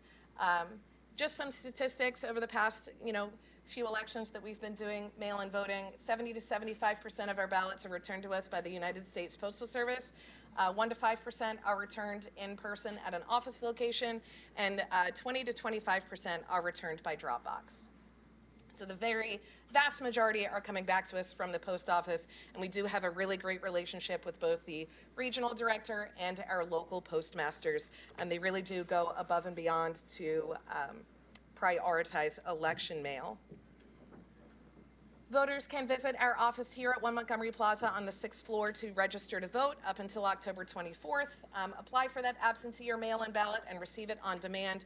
You can actually vote it here in our office and hand it right back to us. Again, office is right here in 1 Montgomery Plaza on the 6th floor. We're here Monday through Friday from 8 a.m. until 4:30 p.m. We're also going to be open on Sunday, October 23rd and Saturday, October 29th from 11 a.m. until 4 p.m. Voters can also return their ballots to our office in the Human Services Center. It makes sense. That's where the ballots are addressed to. So we do have people who occasionally arrive there live and in person and want to return their ballots to us there. We're available there Monday through Friday from 8 a.m. until 4:30 p.m. We will also be operating satellite offices, again, just to increase accessibility to our in-office services. Locations and dates are listed on that slide. We will have our full addresses on our website if they're not up already. So Lansdale and Pottstown, Lower Marion and Willow Grove on that Saturday and Sunday, right ahead of the cutoff for mail-in and absentee ballot applications. Returning ballots. Our drop boxes provide voters with a convenient way to return their ballot directly to voter services. This does cut out extra handling by the United States Postal Service or another type of carrier. Voters who choose to return their ballot to us by Dropbox must only return their own ballot unless they are acting as a designated agent for a person who is disabled under the Americans with Disabilities Act. There's a specific form that must be completed and returned with that voter's ballot. Please do not seal that form inside of the envelope because we need that form to be able to open the ballot. So if it's inside, we can't open the ballot. Just affix it to either the outside of the envelope or drop it inside the box. We'll still be able to pair them together. The designated agent form must be signed by both the voter and the person acting as the agent. A person may only act as the agent for persons living in the same household, and you can find those designated agent forms on both our website and vote.pa.gov. No matter how a person chooses to return their ballot, they must first seal the ballot in the secrecy envelope and then put it into the larger return envelope. So this is an example of the larger return envelope. So as you can see on that left side, we have a signature panel. So the voter who has completed that ballot must sign inside that box and then write the date. This is an example from the primary. You'll notice on the right there's a barcode. Above that barcode is a unique correspondence number. I just wrote out unique correspondence number instead of giving away my unique correspondence number. When our system issues a ballot, it does assign a unique correspondence number so that those two numbers have to match. So when I scan that barcode, the correspondence number on the envelope needs to match the correspondence number that the system assigns to it. The voter registration number needs to match the voter registration number. Like all of these numbers have to work together. So the envelope contains the voter's voter registration number and their precinct code and a unique correspondence number. So all three of those numbers have to work together, and it needs to match. So where it says Sawyer Dory, I check to make sure that the signature says Dory Sawyer. That my husband didn't accidentally sign my envelope, that kind of thing. And we make sure that everything matches. Our system actually won't be able to, if that correspondence number was somehow fraudulent or belongs to another county, because we do sometimes get, people do put ballots belonging to other counties into our drop boxes. So if it didn't belong to us, our system won't let us accept it. Those ballots would then be stored separately until election day, when an attorney is able to look at them to tell us what we should do with them, because we're not able to make counting decisions until election day. So all of these numbers all work together to help us make sure that we're only counting ballots that we issued. It also gives us tracking and visibility. This also is what updates the voter's profile. So this is how I would know that my vote or my ballot was returned. So Kelly, if we could hop to the next slide, this is kind of broken out. So when that ballot is returned to us, it is physically stamped with the date and time, so that way we know when it came back into our building. That unique identifier is read and matched to the voter's profile. That profile is then updated to indicate that their ballot was cast. If the voter provided their email address to us at the time that they applied for their mail-in ballot, they receive an email saying that their ballot was received. Either way, that tracking website is updated, so if they are still able to go online and see that it was received. And this is also what powers removing them from the poll book, that places them on that separate list of voters for the poll workers. So all of these systems work together. The poll workers also play a very important role in ensuring election integrity and making sure that people aren't able to cast two ballots. All of these systems are tied together and work together. We can hop to the next slide. We then sort our ballots and store them securely in a locked room. In Montgomery County, we sort down to the precincts level. This makes it very easy for us to find a ballot if we need to pull a ballot, because if we are made aware that a voter has become deceased since their ballot was cast, we do actually physically go and pull that ballot. You need to have a method of organization. You can't just have 100,000 ballots in a room, kind of all in a form or fashion that we can't organize. We do organize them by precinct level. That does also make some of our later reporting a lot easier. Ballots that have incomplete voter declarations, we also store those separately from ballots that have complete voter declarations. Again, that helps us enable to begin canvassing those ballots right away on election day. We do notify voters that have incomplete voter declarations that their ballot was received with an incomplete declaration, and provide them with an opportunity to come and complete their envelope. Ballots with incomplete voter declarations are reviewed by attorneys. They then determine if their ballot can or cannot be counted. We do not make those decisions prior to election day. And again, as I mentioned earlier, ballots who are submitted by voters whose identity needs to be verified are also stored separately.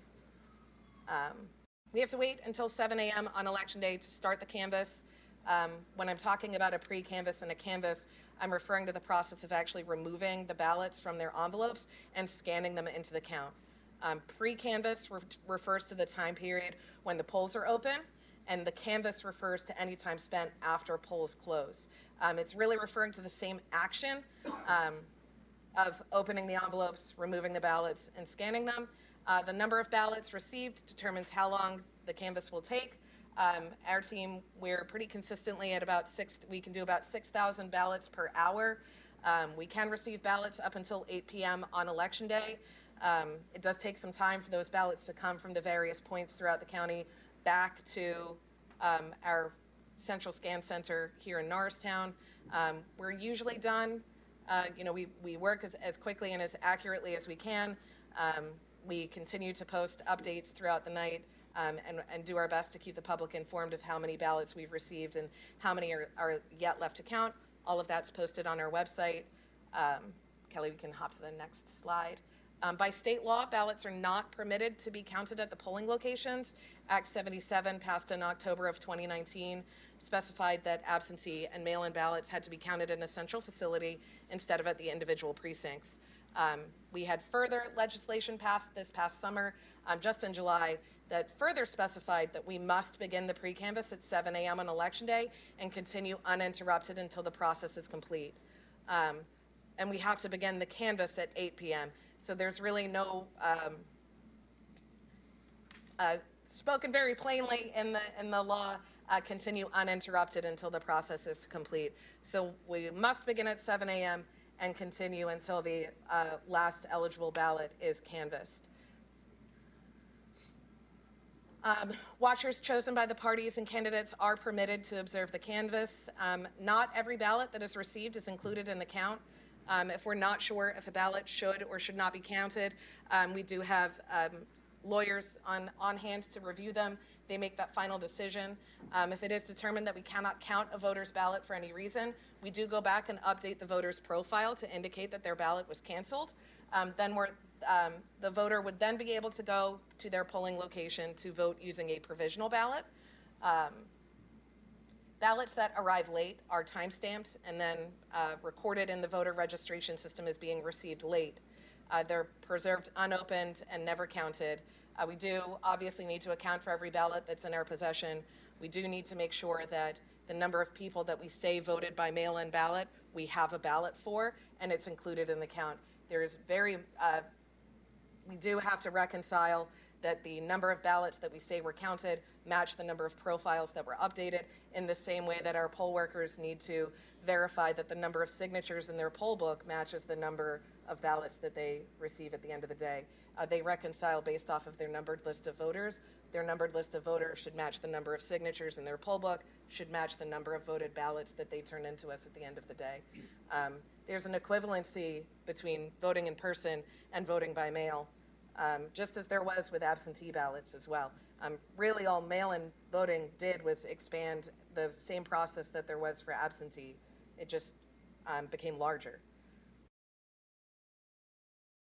Post-election activities, we do have a team of tabulators. They are also Montgomery County voters. They're from both parties, so we have full party representation. They're trained to reconcile the ballots that were cast in person. They also perform adjudication and calculate our write-in votes. This process can also be observed by poll watchers and authorized representatives. We do also perform audits after every election to make sure that our equipment performed the same way that it did in our pre-election testing. We are required by law to conduct audits after every election as well. Montgomery County has also participated in a pilot program for a second type of audit, and we've done recounts in the past 2 elections that have all yielded the same results. Again, really just would like to thank the commissioners for your support, and obviously my fantastic team. I really do have a wonderful team of very dedicated staff who work tirelessly, literally around the clock, to make all of these things happen. It's really, truly wonderful to work with the team that I have, and I can't thank them enough, and I can't sing their praises enough. It really is a fantastic team to have the privilege to work with.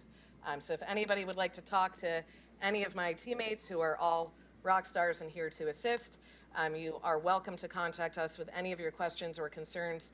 We really do work to be as transparent as the law permits and as we can be. You can reach us at, you can visit our website at www.montcopa.org/voter services. We've put a ton of content on our website. Our election results website also goes into some deeper dives of all of this information, including provisional ballots, further information about voting in person, all of these things about how results are posted. We have an FAQ section that covers a lot of this information as well. vote.pa.gov is another wonderful resource. We're working on some more videos that will be coming out shortly. If you'd like to be a poll worker, we'd love to hear from you. We do have some needs in Lower Pottsgrove, Towamencin, the Salford areas, Franconia. So there are some pockets of the county that we are still kind of hurting for staffing in. You can reach out to us by phone, 610-278-3280, email montcovotes@montcopa.org, or stop by our office and speak to us in person. Thank you, Commissioners, for the opportunity to present this. I appreciate it. Thank you. That was very comprehensive. I really hope that voters all across Montgomery County will watch this. I asked Ms. Co-Francisco earlier today to make sure that this gets posted somewhere easily accessible so someone can kind of get the soup to nuts of what you just presented. Yeah, we'll be sure to drop this on our website in our little section on election processes. So. And I want to also be really clear about where I stand on drop boxes, because obviously I respect the time of the many people that have come to speak to us over these last couple months, and I want to be clear with folks where I am on this issue. As long as there is mail-in voting, I will support drop boxes, and I want to give you the reasons why. First of all, I was a commissioner long before we had the no excuse mail-in voting, when we only had absentee voting. And just as a refresher, you could only get an absentee ballot if you were going to be out of town on election day or you were physically unable to come to a poll. Those were the only two reasons. Being at work for a 12-hour shift was not a reason, an allowable reason under the law to get an absentee ballot. So it was not uncommon that the day after, in fact, often several days after election, the postal carriers would come with stacks of ballots that did not make it back to voter services by 8 p.m. on election day. And so through no fault of their own, those voters were disenfranchised. We simply could not count their ballots, could not count their votes.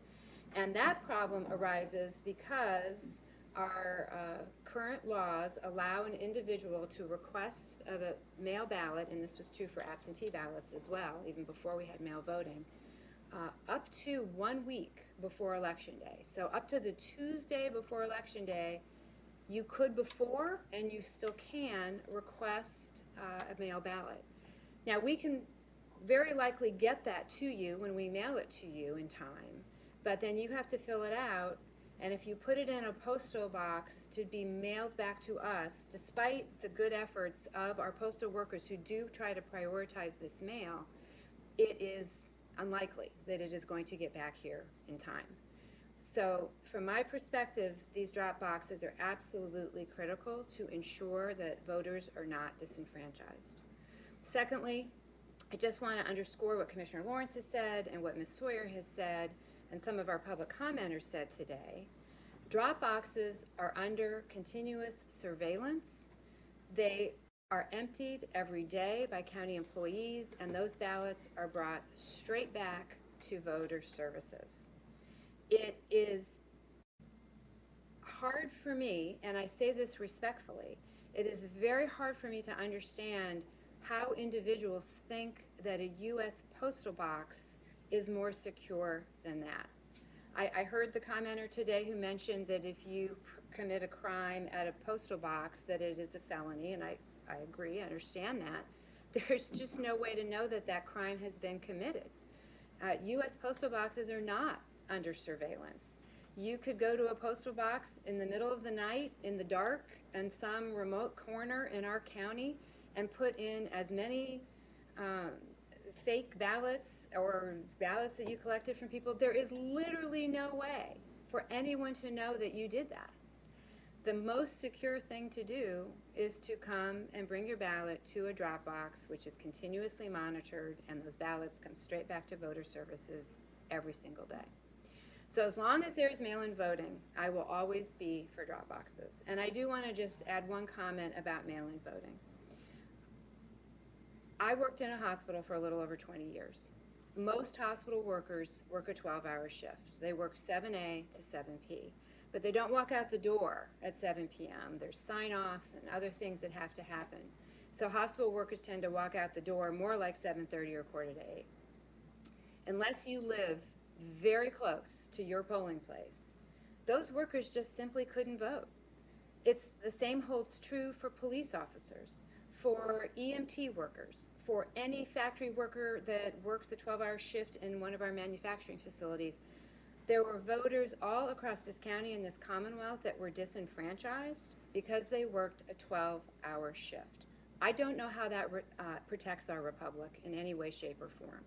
I agree with you that our republic depends upon people being able to vote, and our job as commissioners and in our state law, we are supposed to make it as easy as possible for eligible voters to vote. So I support mail voting for these reasons, because I think it strengthens our democracy. It gives every eligible voter the opportunity to vote and not have to take a day off work, which many of our workers in this county don't have paid days off. So you cannot ask somebody to forego a day's pay for to exercise their right to vote. So for these reasons, I will support drop boxes as long as we have mail voting, and I will support mail voting. Thank you. Dory, thank you for the presentation. Just one question, which I know the answer to, but I just want you to get it out there. With regards to the voter registration rolls, who governs that? Do we decide when we can take voters off, or what that very detailed slide you went through for the process of if a voter writes to us, like if a voter, if I go downstairs and I open the mail and there's a cancellation form in there today, signed by a voter saying, I moved to Florida, here's a cancellation form. We can process that today. I cannot actively seek out through NCOA or through any other database right now in the period of time as close to we are as the election. I cannot do that today. But the steps that you went through. Oh, the steps that I went through. When we can make those changes, yes, it's all through the election code. Yes. I just have a couple questions related to inactive voter status as well. Yes. The poll book yes. has it flagged if someone is a 5-year inactive voter, correct? They would just be listed as inactive. So it doesn't specify why, it just says inactive. But it says that they're inactive. Yes.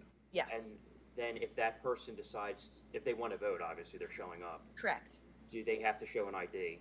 No, there's a form. And are they given a provisional ballot or a regular ballot? A regular ballot. As long as they are comfortable completing that form, they are permitted to vote on a regular ballot. And even if they're 5 years inactive, is their signature still on file in that poll book? Their signature is still on file in that poll book. Thank you for clarifying that. Sure. Ms. Story, I just want to thank you and your whole team. I know this is an incredibly busy time of year for all of you, and I appreciate the time that you spent here today. And I do want to encourage our residents to reach out in the ways that have been shown today to get your questions answered. Take some time to watch these videos, understand the process.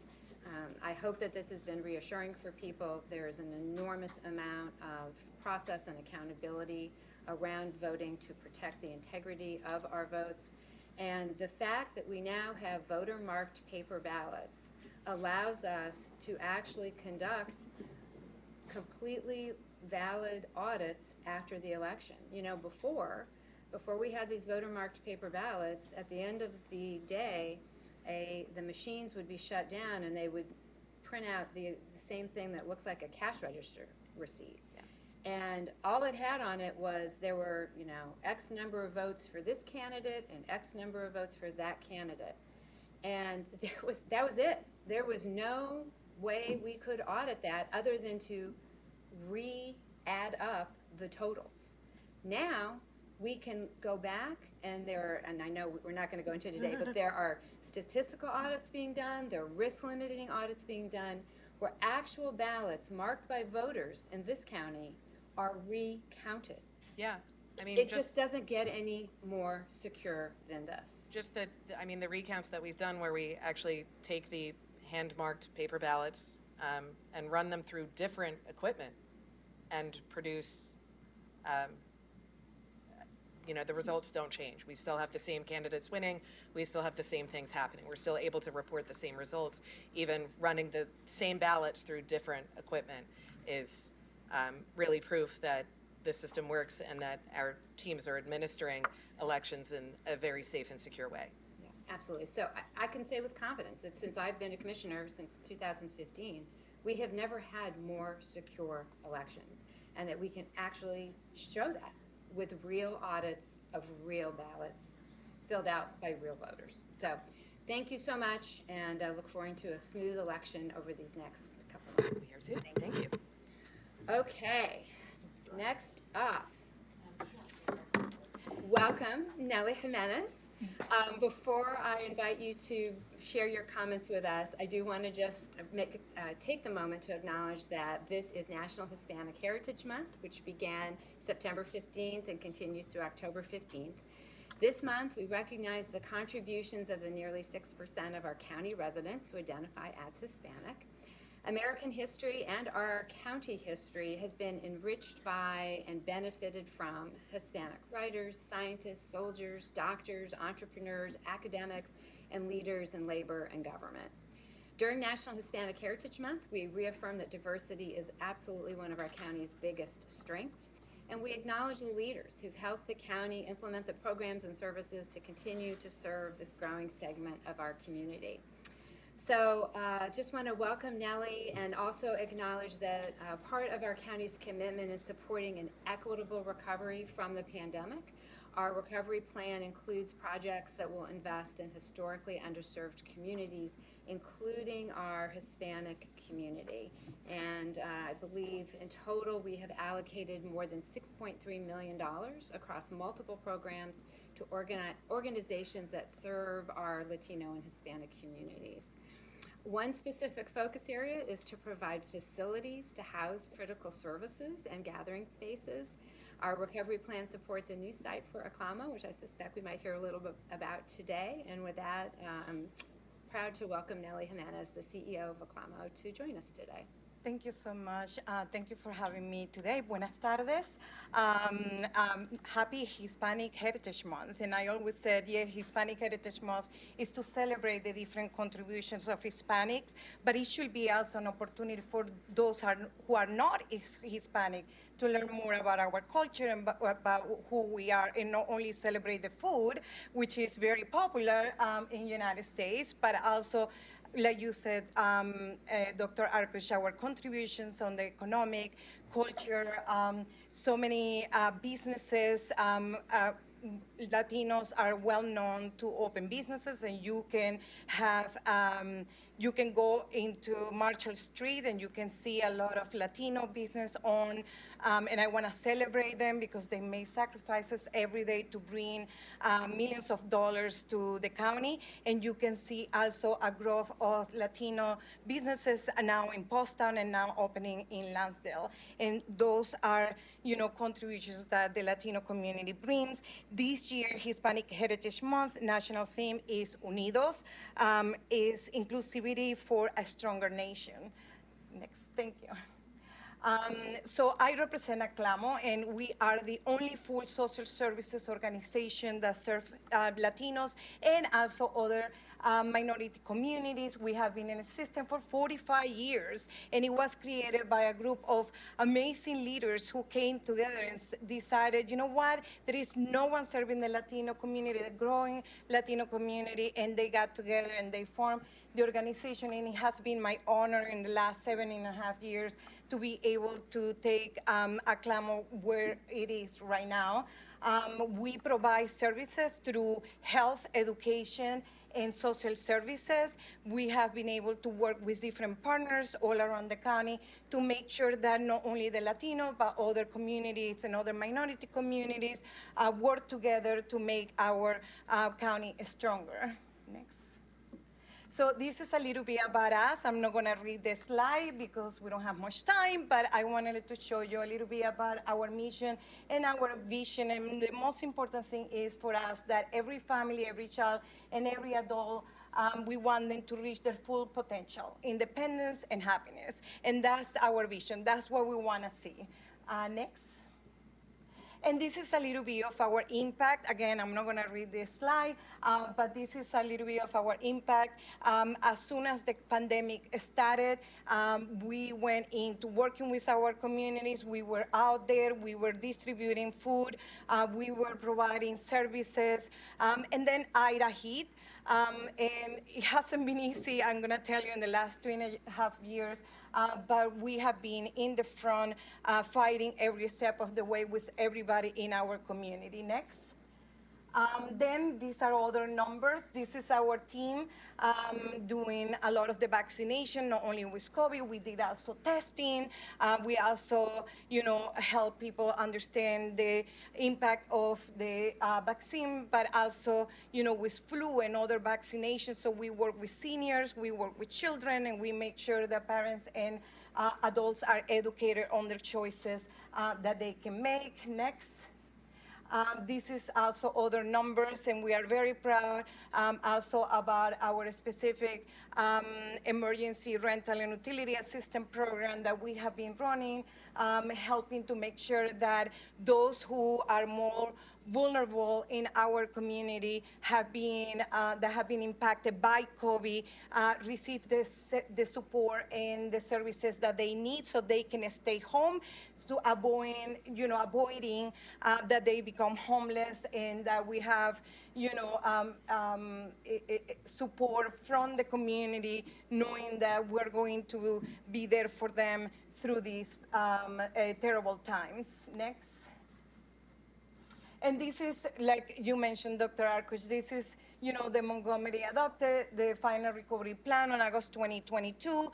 It looks like it was very easy. Montgomery County Recovery Office, I want to give them a shout out because they were so careful when they went through the plan. They came to our communities. They went to talk to different communities of minority communities all around the county to talk to all of us. And then we have to go through a rigorous, process of applying. And I was very nervous. And I was like, oh my God. In the meantime, we were trying to locate a place because, as you can see, the community have grown in the last years, and we wanted to make sure that we could have spaces where people can feel welcome, can feel proud. And part of what our strategic planning included was to really, find another location within our core area in Norristown to make sure that people have those facilities to come together for services. But also remember, we serve children, and children are our future. So we wanted to make sure that those children have good places, safe places to go after school, at nighttime, during the summer, so they can learn while they are in our care. Next. So this is the building that we were able to secure with our ARPA money. So we are very happy. We have been working with the Calvary Church, and I also want to give them a shout out because it has been such an amazing and lovely experience to work with them. We told them we are not going to change the exterior of the church. We're going to keep it as it is. We also actually developed like a little museum about the history. If you know, that building is being in existence pieces by pieces for the last 150 years, and it's part of the history of Norristown, and now Aclamo is going to be the gatekeeper for that history. So once we open officially, you guys can come and see, the history of the church and what they have done. Within that church, there is an early learning center that serves mostly Latino and Black children in our community, and we're going to preserve that so our families can keep working and keep doing what they need to do to help their families. Next. This is information about us, our beautiful kids. That's in the zoo. If you recognize at the zoo, we work with them and we take the kids and just to be kids and to learn about science and, just make sure that their social emotional well-being is also taken care of. I want to thank, the commissioners, also the staff in Montgomery County, and everybody in Montgomery County Health Department, and all of our support, our partners for this opportunity. And thank you for having me today. And happy Hispanic Heritage Month. Thank you. Nellie, thank you so much, and thank you for your partnership. And you left out all the work you did during the census, which was happening as COVID hit. Aklama was so helpful under your leadership in making sure that our residents understood what the census takers were coming to do, that their information was secure. All those pieces were so critical. So thank you for your partnership in multiple different ways, and we're just so grateful to have you part of the community. Thank you. Thank you so much. Nellie, it's always great to see you.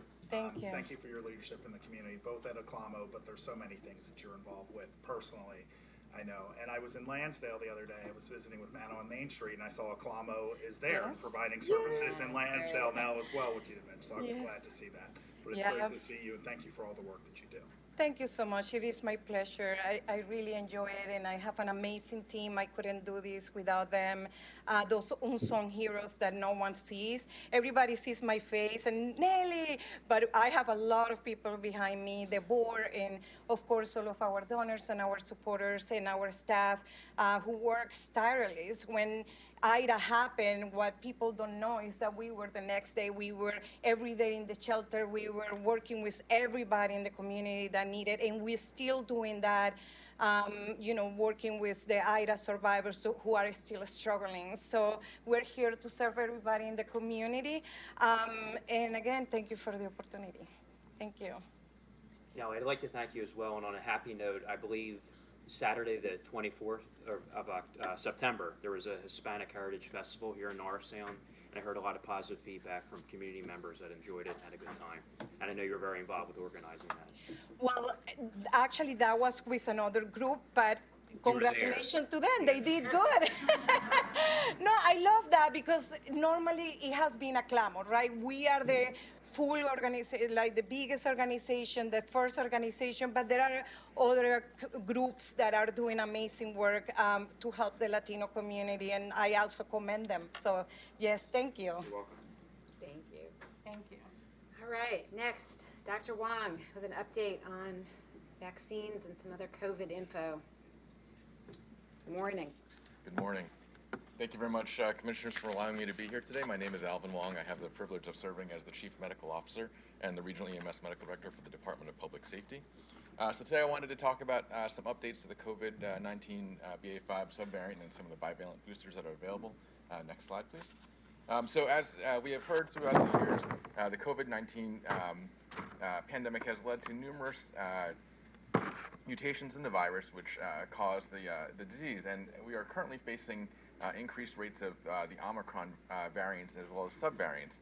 And every time the virus mutates, there are chances for it to either hurt or help the virus in its ability to infect others. And unfortunately, the most recent mutations have actually led to an increase in the transmissibility and infection rates of individuals from COVID-19. Next slide, please. So we see this clinically in individuals who recently have become more infected, or the risk of infection has increased, I should say, over the recent months with the increased prevalence of the Omicron variants. And despite the millions of vaccines that have been delivered and the individuals that have natural immunity against COVID because of a previous infection, we do see, unfortunately, this increase in infection rate. And what that means is that the vaccines, it's not that the vaccines are not effective, it actually just means that the virus has mutated in order to be able to escape our body's immune systems and the things that we do, such as vaccination, to help prevent the spread of the virus. And my next two slides are actually going to talk about some of those concepts. So when we look at the age-adjusted rates of COVID-19 hospitalizations, individuals who were unvaccinated actually had a 4.6 time increased chance of hospitalization than those who at least got one booster dose. So again, being vaccinated significantly reduces your risk of hospitalization and reduces your risk of death, as we'll talk about in the next slide. So in the early part of 2022, with the initial presentation of the Omicron variant, we actually saw a 20-fold increase in the risk of death from COVID-19 for individuals who were not vaccinated. And very fortunately, in recent months, we've seen that risk drop down to 8 times greater for an individual who's not vaccinated versus an individual who's at least had one booster dose. So unfortunately, we still have hundreds of Americans each day who pass away from COVID-19, and there's space for both aspects here. We can be thankful that our medical countermeasures are effective, and we can also pay respect to those who have lost a loved one due to COVID-19 and those who have lost their lives as well.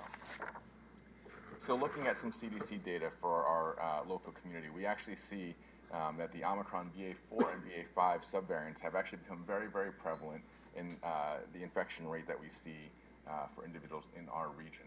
So here in Southeast Pennsylvania, last month about 90% of the COVID-19 infections were related to the BA5 subvariant. What does this mean in terms of our medical countermeasures? So in August, at the end of August, the FDA released authorized bivalent boosters from both Moderna and Pfizer, which were available for individuals over 18 for the Moderna vaccine or over age 12 for the Pfizer vaccine. And it's really just a single booster dose that's administered at least 2 months after having completed their primary vaccination series with any monovalent COVID-19 vaccine or received their most recent booster dose. So making it a little bit more simpler, let's just take a look at what's actually in these vaccines and the safety profile. So if I could have the next slide, please. So these new bivalent vaccines actually contain a mixture of what we call ancestral original COVID-19 spike proteins, as well as a mixture of some of the newer BA4, BA5 subvariant spike proteins as well. And so looking at all of the safety literature we've had here in the United States, there have been over 600 million mRNA vaccine doses that have been administered without significant adverse effects throughout the nation. These vaccines, these bivalent vaccines specifically, were authorized by the same processes and same regulations that led to the emergency use authorizations for the original monovalent COVID-19 mRNA vaccines and their ultimate approval as ultimate full approval as vaccines for human administration. This is the true benefit of the mRNA vaccine technology. It's the ability to rapidly change the formulation of the vaccine to match these new emerging variants to offer us the maximal protection possible. And this process is not unlike that which is used to modify the flu vaccine that's administered every year. And although flu and COVID are different viruses, the processes and the safety systems that are built in place are very similar. So in terms of recommendations from the public health perspective, with the new release of these bivalent vaccines, all the booster recommendations have been simplified as well. And the recommendation really is that any individual who's had at least 2 months elapsed between their primary series or their booster dose should get a bivalent booster. And again, these boosters are available for all those who are above age 12 for the Pfizer vaccine and above age 18 for the Moderna vaccine. We see that in this vaccination schedule on the next slide, which kind of just graphically demonstrates what I discussed. And there is also a couple other clarifications that have come out with these latest sets of recommendations. So on the next slide, we can actually see that getting all the vaccines that you're eligible for at the same time is a recommended practice. So getting the flu shot and the COVID vaccine at the same time is totally fine. In fact, it's recommended to reduce the risk of serious illness, hospitalization, or even death. That being said, there's another clarification that comes out in that although previously there were some recommendations to stick with the Pfizer vaccine if that's what you got, or the Moderna vaccine if that's what you got for your booster, that recommendation is gone. And now the FDA has said that really we think of these Pfizer and Moderna vaccines as interchangeable. So the recommendation is to take whatever vaccine is most readily available to you and as soon as possible so that you can be maximally protected. A couple other key points on the next slide. If you are infected currently, you at least need to wait until you are recovered from the virus before getting your vaccine, right? Because it's not safe to be around others. You could potentially pass the infection to those who are giving you the vaccine. And if you've had a recent infection, after discussion with your primary care doctor, you may actually consider delaying the vaccination by up to 3 months. But there are many factors that should go into place, and that should be discussed with your primary care doctor. So, for example, individuals who are at risk of severe disease, community levels being increased, or predominant characteristics of whatever strain happens to be coming out may change an individual's decision. So again, it's important for individuals to communicate with their primary care physicians to decide what is the best for them. Can you go to the next slide, please? So these bivalent boosters are available all throughout the Office of Public Health clinics, as well as numerous pharmacies, doctors' offices throughout the county. And appointments are available for these OPH-run clinics online by calling 610-278-5117 or booking an appointment online at the COVID-19 website. If we can skip ahead to the next slide after this. For individuals who are strictly homebound, our Montgomery County Mobile Integrated Health Team is also able to come to your home to provide a COVID-19 vaccination or booster and individuals can arrange an appointment for that by calling 610-631-3079 and leaving a voicemail so that we can call you back and we will come to your house, and one of our DPS paramedics will administer that vaccine for you right in your home. So can we do the next slide, please? So I do want to put my contact information up here, and if I could just take a moment to express some personal thoughts. So as an emergency physician, we have had the privilege of caring for patients who struggle to afford and understand how to use their medications, the healthcare systems that they need, and have difficulties, in fact, in accessing some of the services that they need to remain healthy. And as a result of seeing these struggles every single time I and my fellow emergency physicians work in the hospital, we see that there are so many gaps that unfortunately patients can fall into due to the complexities of our healthcare system. And I understand that the role of all emergency physicians is really to provide scientifically factual information to help improve the health literacy of our residents so that they can remain healthy and reduce the likelihood of even needing to come to the emergency department at all in the first place. Having the privilege of being able to help these individuals is what enables emergency physicians to remain on the front line as advocates for health promotion and prevention. And to that extent, although my work with the county started back in 2014 in the domain of strengthening our county's EMS system, I personally am grateful for the myriad opportunities that have been given to my team and I over the past 2 years to collaborate on building our county's health systems of care to benefit some of our most vulnerable populations, particularly residents who struggle with substance use disorder, behavioral health challenges, health equity needs, and health literacy. And of course, building systems to support our efforts of our county's EMTs and paramedics, which comprise our county's EMS system. These opportunities that have been afforded to me continue to remain some of the most rewarding aspects of my professional career, and for that I am very deeply appreciative of the county and these opportunities that have been given to me. So thank you very much for the opportunity to be here today, and thanks for your time.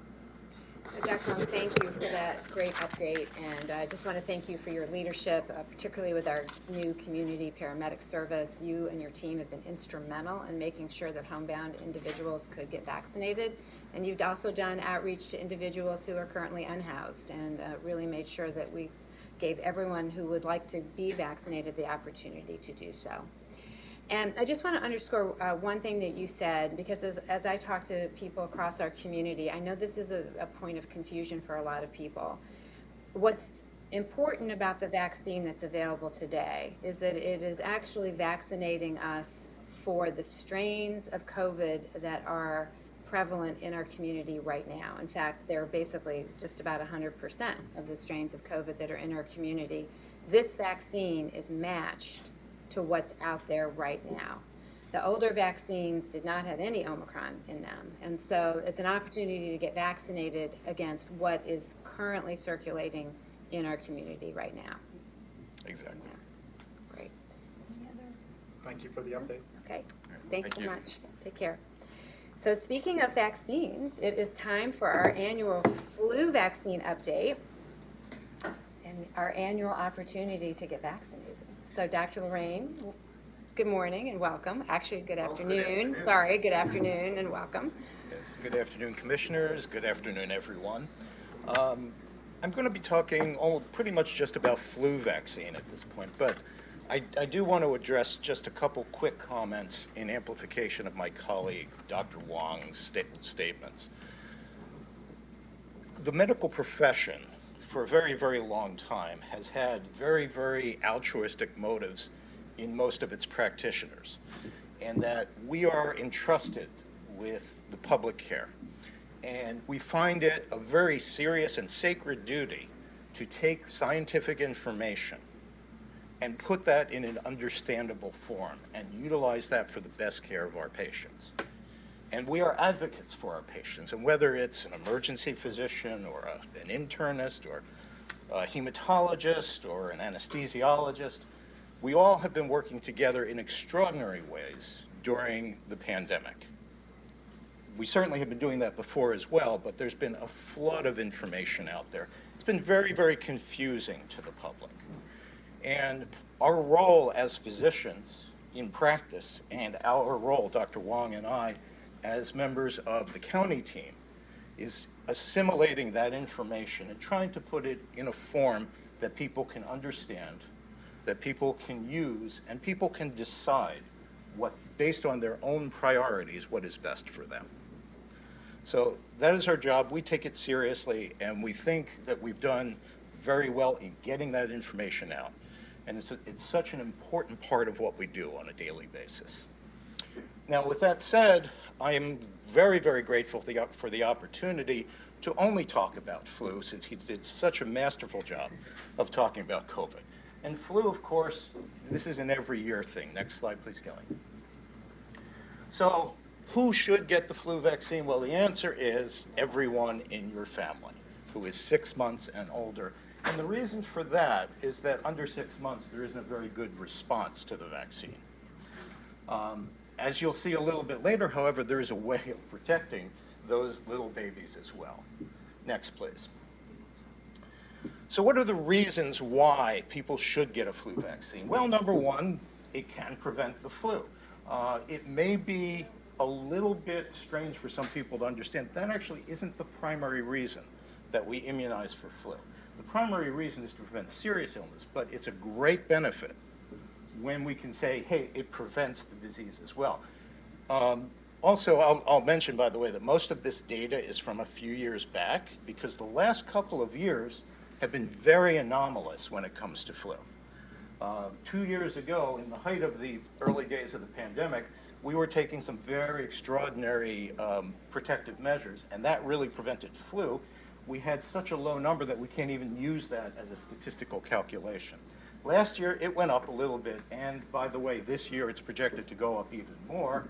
We base our projections on what we've seen in Australia because that's 6 months ahead. They just came out of a very, very rough flu season. But we can see that the vaccination can prevent, up to 7 or 8 million illnesses, about half that amount, roughly 4 million medical visits, over 100,000 influenza-related hospitalizations, and upwards of 6,000 deaths. So it really is very, very effective. Next, please.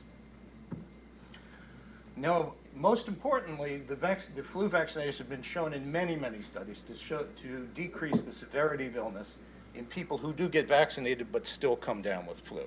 They tend to have much less serious illness. The ICU admission rate is much lower. The time spent in the ICU is lower as well. And then deaths also are significantly lower. Next, please. So as I mentioned, flu vaccination can reduce the overall risk of hospitalization. And we have data from the most recent year of 2019 to 2020 that the flu vaccination prevented an estimated 105,000 flu-related hospitalizations.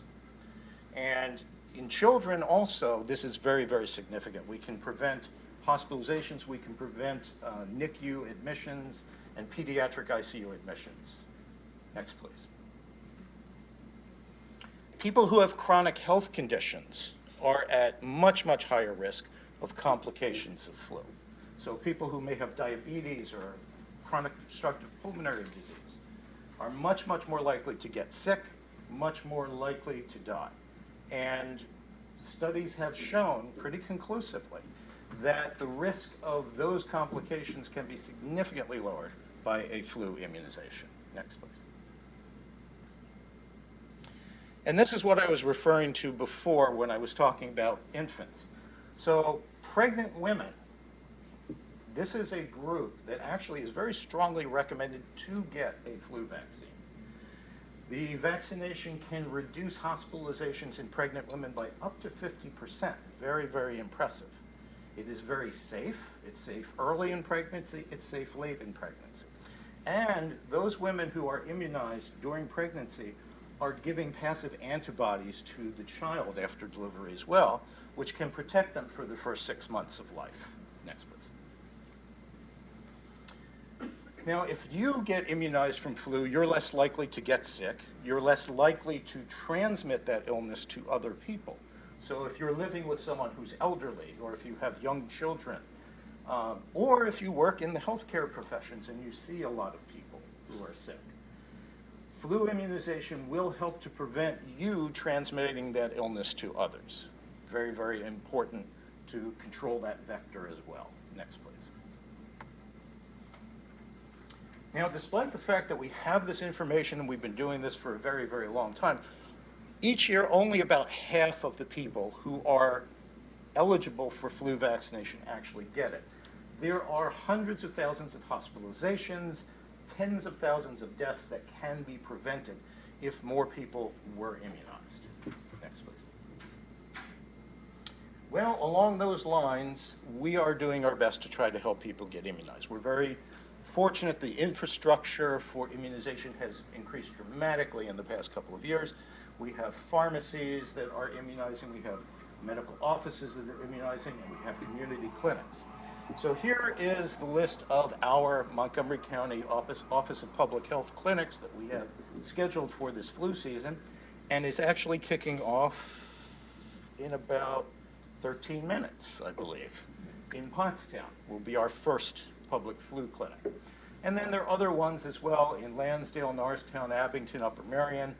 And there are two that are scheduled at Montgomery County Community College. This Saturday, we have a drive-through that we will be doing.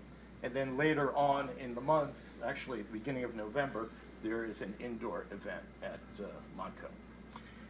With the exception of this drive-through clinic, all other clinics, we are also offering the bivalent COVID vaccine. You can get one or the other at those events. Next, or please. both, right? Or both. Yeah. Yes, and we do encourage, as Dr. Wong mentioned, we do encourage getting these vaccines together if you are eligible for them. They work very, very well. It has been appropriately studied. One of the things that's happened during the pandemic is we've developed a very, very strong partnership with the Montgomery County Immunization Coalition. And we've been working with them before, but we've now had the chance to work together on a lot of different programs. And Montgomery County Immunization Coalition is also supporting a number of community clinics. And their information is available on their website and ours as well. So we encourage people to take advantage of this, take advantage of the opportunities to be immunized at your physician's office, at your pharmacy. And remember that there's a whole lot that can be done to prevent flu. Next, please. So, in conclusion, the main things that we're looking at with flu vaccine is that it will shorten the length of a hospital stay, it will reduce the risk of ICU admission, and it reduces the risk of death from flu. So strongly encouraged, and we're making that as available as possible. And I thank you very much for the opportunity, and are we proceeding? We're proceeding. Okay. Yeah, thanks, Dr. So Lorraine. we have, Appreciate the update. we have two of our excellent public health nurses here, Kaylin Roberts and Mira Singer, who will be administering flu vaccine. Got a couple arms here, I think, that are willing.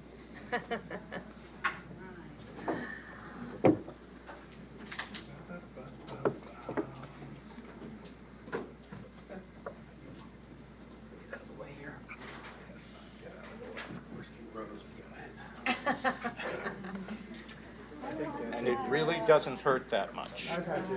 Yes. Do you mind if we put everything Do whatever here? you need. Put everything in the middle here. Here's your sanitizer. All right. Our needle box. We got the whole thing. How are you? Here's your vaccine information. you. I am Not unwell. not unwell. I filled out my paperwork. Okay. Oh, good, that's right. Yeah, I tried to work. I'm So you're my doing it in left, your left yeah. arm today? Beginning at the bottom. No, I was like left. So you're good, I think. Excuse me for reaching. Get a Yeah, it's gonna be. She's gonna do both. Yeah. Not my face, I'm though. her Teresa. assistant today.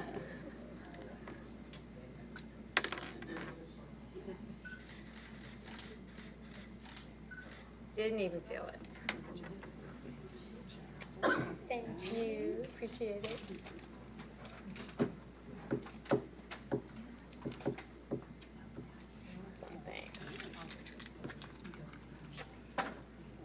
Stay focused on the arm. Thank you, Dan.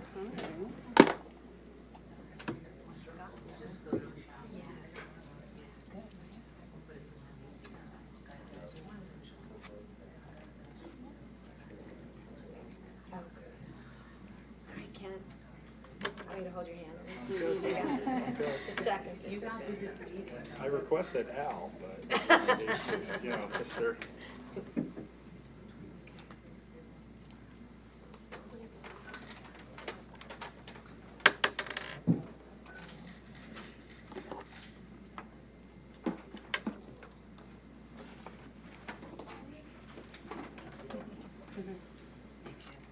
Thank you both so much. Thank you.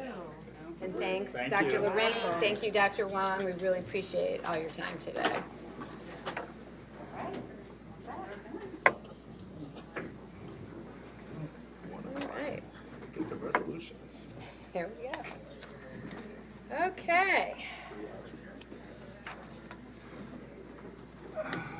Next up, Mr. France. Good afternoon. Thanks for having me. I've got a few contracts to run through you today, and we'll start with our popular community planning assistance contracts. These are 3-year contracts for municipalities in Montgomery County. We have one renewal for Red Hill Borough, and that contract runs from August 1st, 2022 to July 31st of 2025. The total amount of that contract is $44,982. It is subsidized at 50%, so the municipality will pay $22,491 across the 3 years, and this will provide both updating their revitalization plan and planning support to their planning commission and any needed zoning or subdivision ordinance amendments. The second community contract is for Lower Gwinnett Township. Very excited about this one. It's the first time we've had a contract with Lower Gwinnett Township, and it has initiated September 1st, 2022, running through August 31st, 2025. We'll be preparing a comprehensive plan, a whole new one for that township over that time, and then begin implementation as well. The cost of that contract is $77,868, with the municipal contribution being $38,934. So we seek commissioner approval for those. Great. So I have 2 resolutions here in front of me. The first one is actually for Lower Gwinnett and Red Hill Borough, so we'll start with that one. I will move that the proper county officials, in accordance with the authority conferred by law, subject to the approval of the county solicitor, are hereby authorized to approve the contracts for municipal planning assistance outlined by Mr. Scott France. Is there a second? Second. Second by Commissioner Lawrence. Any board comment? Hearing none, we'll move to a vote. Are there any negative votes? Hearing none, motion carries. Great. Oh, I see you're addressing the next one next. Yep, sorry, my mistake. Got a few Yep. more. Got it. This next one is a short-term contract. It's for the school district, Cheltenham School District, and this is our enrollment projection study work that we've been doing since 2014. This is actually the 3rd study that we've done for Cheltenham, so they've moved into 2nd place on our return customers of this product. And we'll look at trends and what's happened over the last 10 years with enrollment, as well as with the population in Cheltenham. The total cost of this contract is $10,920. Short-term contracts are subsidized at 25%, so the school district contribution will be $8,190, and the length of contract will be from November 1st of this year to February 13th of 2023. Great, thank you. I will move that the proper county officials, in accordance with the authority conferred by law, subject to the approval of the county solicitor, are hereby authorized to approve the short-term contract for community planning assistance outlined by Mr. Scott France. Is there a second? Second. Second by Commissioner Lawrence. Any board comment? Hearing none, we'll move to vote. Any negative votes? Hearing none, motion carries. All right, next we have some DVRPC contracts. Yes, 3 more contracts. These are a little different. They're essentially what we call pass-through funding through the Delaware Valley Regional Planning Commission, and they support transportation planning efforts at the regional level. They help pay for transportation staff at the county to participate in regional planning initiatives like the Long Range Plan Update, the Transportation Improvement Program, or the TIP, the Congestion Mitigation Process Update, and more. And they also pay for our staff to expand and maintain our county's GIS capabilities and to coordinate with our regional partners. These are annual contracts, and the amounts that are included in them this year are identical to the previous year. There are 3 programs. The first is the Supportive Regional Highway Planning Program at $141,700. The second is Transit Support Program at $77,400. And the third is the region-wide transportation GIS at $26,000. One final note on those, only the Transit Support Program, or TSP, does have a local match required. That local match is completely in-kind services from the Planning Commission, so there's no cash outlay from the county. It's a 20% match plus additional supplemental study fees that have been added on for a total of $30,392 in-kind services. That's it. Thank you, Mr. France. I will move that the proper county officials, in accordance with the authority conferred by law, subject to the approval of the county solicitor, hereby authorize Montgomery County's Chief Operating Officer to execute the fiscal year 2022 contracts totaling $275,492, of which the county is responsible for $30,392 as in-kind services as an element of the Delaware Valley Regional Planning Commission Planning Work Program. Be it further resolved that all cash reimbursements will be deposited with the county treasurer to the credit of the Montgomery County Planning Commission. Is there a second? Second. Second by Commissioner Lawrence. Any board comment? All right, hearing none, we'll move to a vote. Are there any negative votes? Hearing none, motion carries. Thank you, Mr. France. Thank you. Next, we have Ms. Janet Panning with an authorization to submit a Healthy Homes Production Grant application to the Department of Housing and Urban Development. Good morning, or afternoon. Good afternoon, Commissioners and members of the public. The Office of Public Health and the Office of Housing and Community Development request authorization to apply for $1 million in funding from the U.S. Department of Housing and Urban Development's Healthy Homes Production Grant to reduce housing-related health and safety hazards in 50 units in Montgomery County. This grant builds on the partnerships that have been created by OPH and the Office of Housing and Community Development through a similar grant, the HUD Lead Paint Hazard Control Grant that was awarded in 2019. This grant will prioritize assisting families with children, families with adults age 62 and older, and families with a member with disabilities. Both privately owned low-income rental or owner-occupied housing is eligible for this program. While the target area for this program will be the entire county, at least 50% or 25 units will be located in the 11 census tracts in the county identified as disadvantaged by the federal Justice for 40 Initiative screening tool. Factors identified in that tool include health burdens related to the environment, particularly asthma, legacy pollution, and lack of sustainable housing. Thank you. Thank you. I will move that the proper county officials, in accordance with the authority conferred by law, subject to the approval of the county solicitor, are hereby authorized to submit a grant application to the Healthy Homes Program for an amount totaling $1 million and to commit to leverage $100,000 through appropriate sources. Is there a second? Second. Second by Commissioner Lawrence. Any board comment? Just so, two quick questions. When you said 50 units, if we do get the grant, we'd be able to remediate 50 units? Yes. That's great. And then what is the time frame that we would hear? 42 months. It would start in March. But when will we hear about the grant? Do you have any, do you know? I think within the next 3 months. Okay, great. Thank you. Any other questions? All right. Hearing none, we'll move to a vote. Are there any negative votes? Hearing none, motion carries. Good luck. All right. Next, we have the Honorable Joseph P. Walsh joining us this afternoon to talk about the establishment of our Public Defender Advisory Board, and it is time now to appoint the members to that board. So thank you for your service on the nominating committee, you and the team, and I look forward to hearing your report. Okay, thank you, Madam Chair. Good afternoon, Commissioners. So because Pennsylvania is the only state in the country that provides no state funding for public defenders, it is the responsibility of Montgomery County to oversee and fund the services provided by the Montgomery County Office of the Public Defender. So to ensure the implementation of best practices, in 2020, the county contracted with Temple University to identify issues and provide guidance and recommendations with regard to the governance structure for the office within the existing legal framework.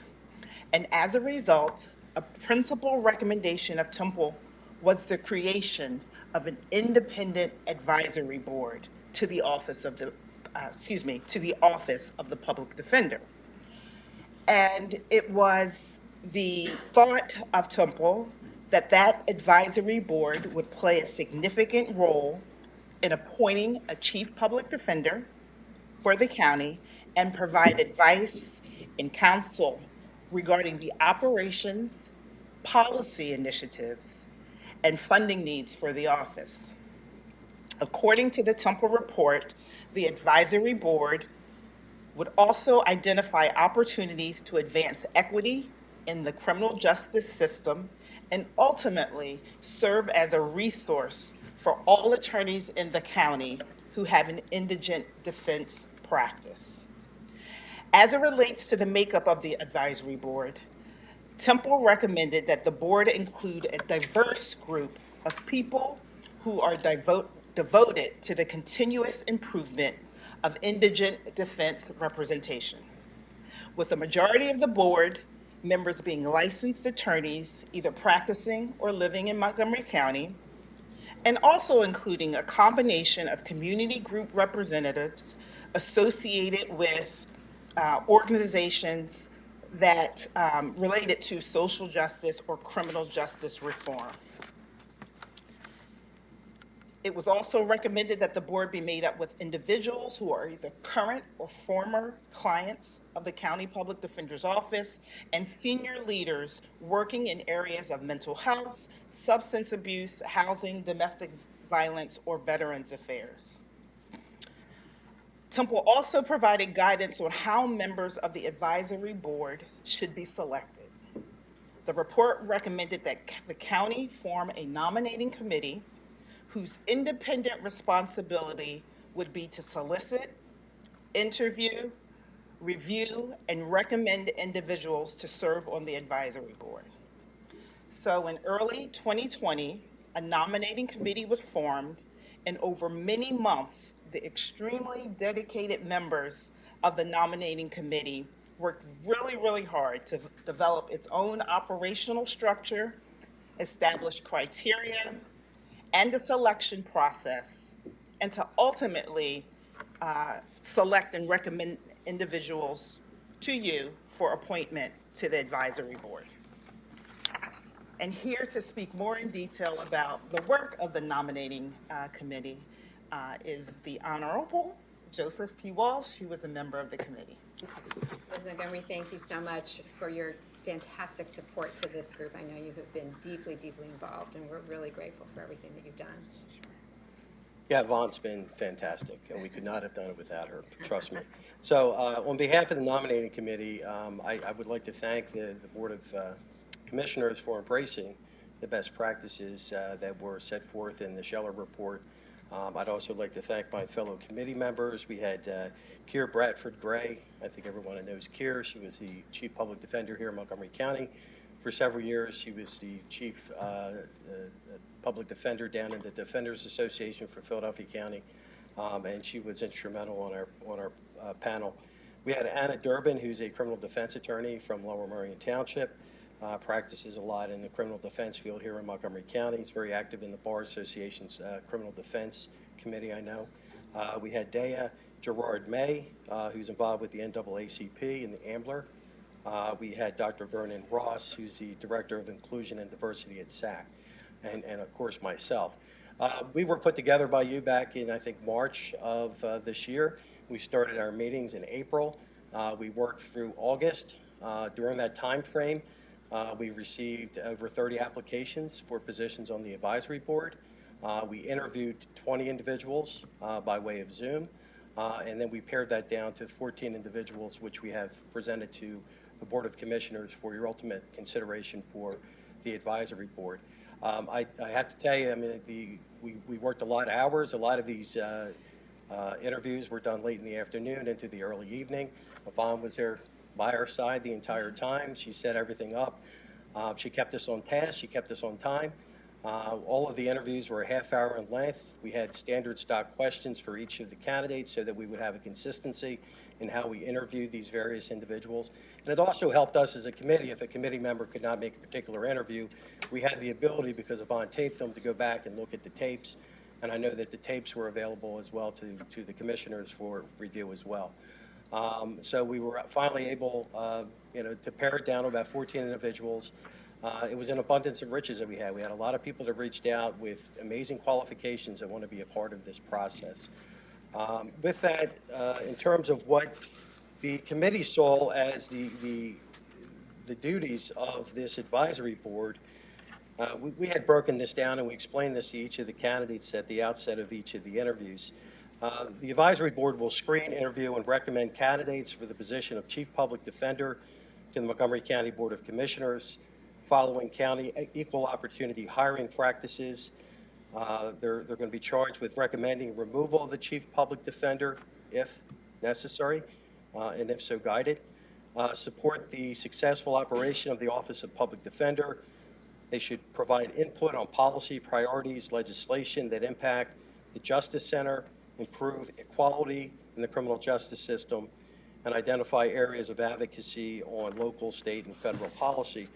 And as Yvonne touched on, the Shell report indicated that we should have a diverse representative body on this advisory board, and we tried to break it down into categories. So we had a former system user that was put forth as a candidate, attorneys. There were several attorneys that applied, community affinity group members, and also those involved in leadership of nonprofits that deal with mental health, that deal with domestic violence, and all those things that sort of hit the intersection of the public defender's office. So with that, we submitted our list. We thank you again for embracing the best practices. We wish you well in your decision. We wish the advisory board well in its charge duties, which are very, very significant for this county. And as they say in the Bible, let justice flow like a mighty river. So, thank you. Well, thank you, Judge Walsh and Ms. Montgomery. And we've talked about this many times, but every person has the right to a robust defense, regardless of their ability to pay. And so it is so important that our public defender's office has the resources that they need and the support that they need to carry out that most important duty. So I just want to thank all you and all the members of this nominating committee for this service. It was a considerable amount of time. I also just want to note for transparency that everyone who served on the nominating committee did so with the understanding that they would not be eligible then to serve on the advisory board. So people made that decision before they agreed to serve on the nominating committee. We thought that was a very important part of the process as well. And it was, I know I can only speak for myself, but it was a tough decision to narrow down the list of 14 to the 9 that we are ultimately recommending here. But again, thank you, and I'm very, very excited to see the next steps as we roll this out. Thank you. All right, let me get a motion on the floor. Yeah, sorry, I realize I have, just hold that thought, and let me get this motion on the floor. So I will move that the proper county officials, in accordance with the authority conferred by law, subject to the approval of the county solicitor, hereby establish the Montgomery County Office of the Public Defender Advisory Board. Be it further resolved that the following members are appointed to the Montgomery County Office of the Public Defender Advisory Board to serve terms as outlined in Exhibit A. Maria Meneos, Jeff Abramowitz, Eddie Graham, Katie Daly, Jeffrey Hood, Emmett Madden, Emily Rich, Bernadine Ahankai, and Paul Heaton. Is there a second? Second. Second by Commissioner Lawrence. All right. Sorry, Commissioner Lawrence. Ms. Montgomery, thank you for your leadership and keeping the nominating committee together. I know you had some strong personalities there. It was not easy. And Judge Walsh, I know there were some weekend interviews too, right? I believe there was Saturday morning. Weekend interviews, and then we set aside the Saturday morning, and we met Saturday morning to go through all these different rubrics that we had created. So, and some Friday night meetings. Tripped my happy hours a little bit. You know, my wife and I like to go out early on happy hours. So, well, I thank you personally for your service, and I'll be reaching out to the other members as well. But thank you. You all did a wonderful job. I'm glad to see this coming to a culmination, and looking forward to the board getting active. Thank you. I appreciate the effort put into all this, and I hope there's success and productivity with the advisory board, and look forward to hearing from the committee. Thank you. All right, well, if there's no further comments, then we'll move to a vote. Are there any negative votes? Hearing none, motion carries. Have permission to hire Yvonne? No, you do have permission to disband the nominating. So disbanded. All right, thank you. Take care. Have a great day. Thank you. Thank you. All right, Mr. Stein, designation of the Lansdale Borough Police Department as a member of the countywide booking center community. Yes, thank you. We have a request came over from the Criminal Justice Advisory Board. We're seeking to make Lansdale Police Department a member of the booking center family. CJAB previously adopted the countywide booking center plan. Cowamenson Township was approved previously. They are now actually transferring their equipment to Lansdale, who will take their place. And this was approved by CJAB. All right, I will move that the proper county officials, in accordance with the authority conferred by law, subject to the approval of the county solicitor, hereby approve Lansdale Borough Police Department to be designated as an official county booking center, subject to the fulfillment of all terms set forth in Montgomery County's countywide booking center plan. Is there a second? Second. Second by Commissioner Lawrence. Any board comment? All right, hearing none, we'll move to a vote. Are there any negative votes? Hearing none, motion carries.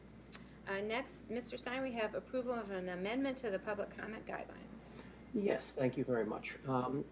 As we have seen an uptick in interest in our regular meetings, we have also seen an increase in public comments received.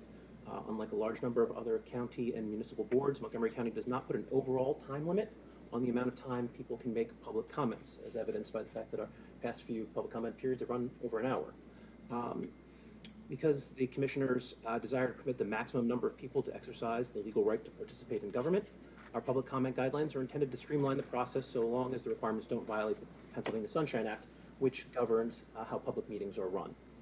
The language of the Sunshine Act is clear that the public has a right to speak at public meetings, but the courts have recognized that these meetings are a limited public forum, and the Sunshine Act recognizes that these comments must be limited to matters of public concern, official action, or deliberation, which may become for the commissioners at a future meeting. And we actually have the language up there so for folks to see. The board or council of a political subdivision shall provide a reasonable opportunity at each advertised regular meeting and advertised special meeting for residents of the political subdivision to comment on matters of concern, official action, or deliberation which are or may be before the board prior to taking that official action. And subsequent court decisions have helped define this further, saying, plainly, public bodies may confine their meetings to specified subject matter. Thus, matters presented at a citizens' forum may be limited to issues germane to the local government. And that's where we come up with the germane language that we use in our language. As such, Montgomery County, like all other governments, provides two separate opportunities for people to be heard, one on items on the current agenda, and one for items or issues which may come before the commissioners on an agenda in the future. This can include items which they may be called upon to vote, or which they have the legal authority to take action, or items that are brought up for discussion. In order to avoid unfortunate situations where it becomes necessary for us to interrupt folks who may be speaking in the inopportune time, we would like to make a further amendment to the guidelines in order to, one, have comments on specific agenda items, first identify the item by number or subject matter, and then two, comments during general public comment should identify the subject matter which they wish to address. And that way we hope to avoid having to stop someone after 30 seconds and say, wait a second, you need to be speaking during the general public comment. And that way hopefully we can just streamline this process further, and then thus no one will feel the need to leave early rather than stay and speak. The amendment would also formalize removal of language that we made back in February after, following a Pennsylvania Supreme Court decision. And so we removed the language at that point, but this would formalize that change as well. Thank you. I will move that the public comment guidelines for the Board of Commissioners meetings be amended to reflect the version attached hereto as Exhibit A. Is there a second? Second. Second by Commissioner Lawrence. I do just want to note, Mr. Stein, something that you said, which is that I am aware that many counties in our Commonwealth actually have a time limit on public comment. We have chosen not to do that because we do think it's important that people have the opportunity to share their thoughts with us. But that does necessitate that we limit the time of each individual comment just so that we can conduct county business in a timely fashion.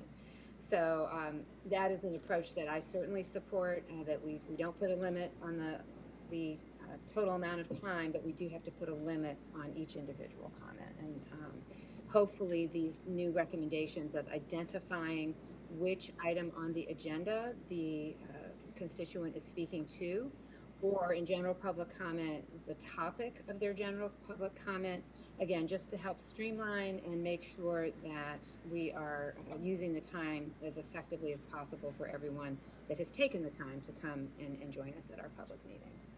So I intend to support this. I comment as well. Commissioner Lawrence, I'm sorry.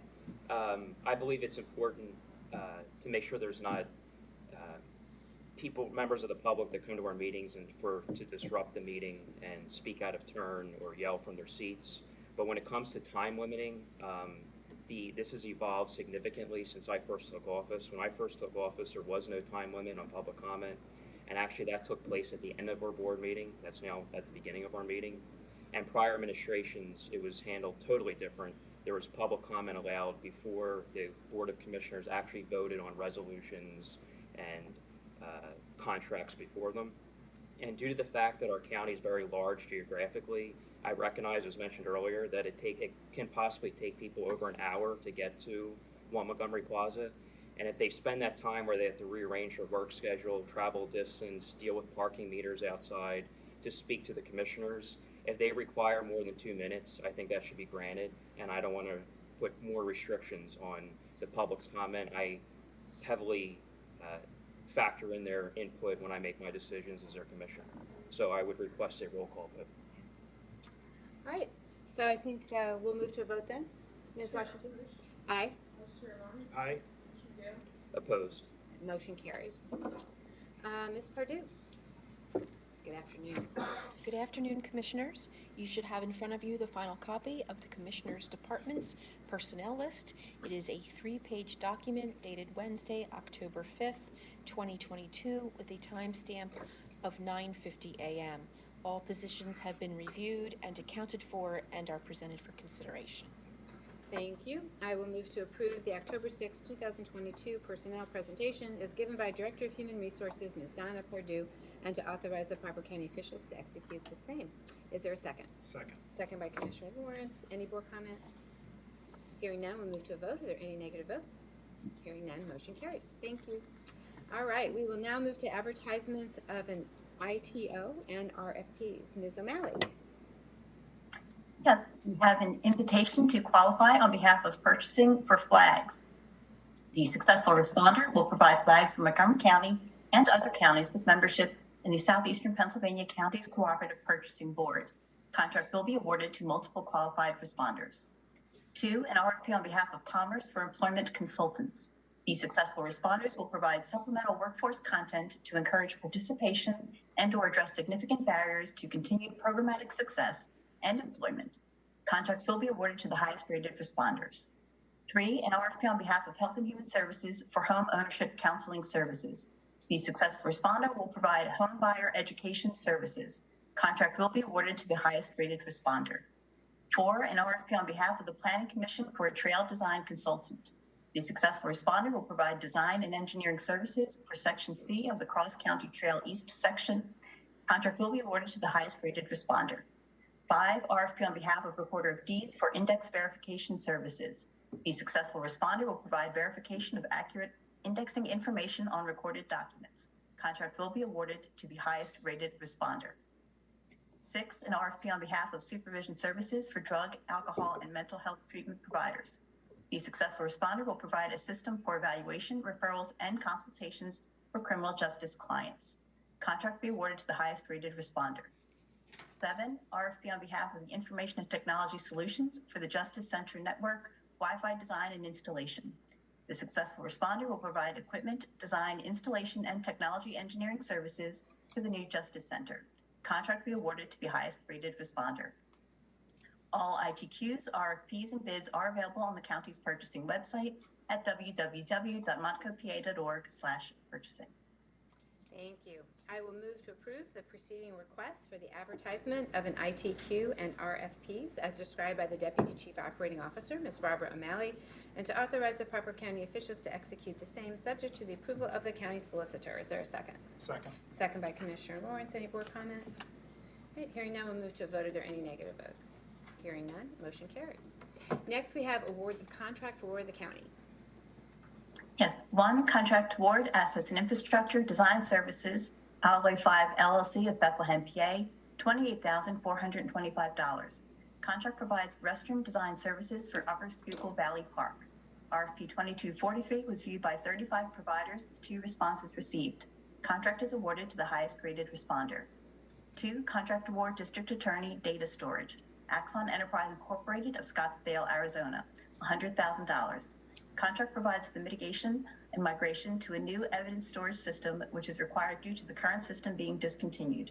Contract is for a 5-year term. 3, contract award, Information and Technology Solutions, software. Gimmel LLC of Houston, Texas, $22,423.99. Contract provides for annual maintenance and support for the Gimmel physical software used by the archives facility. Software is proprietary.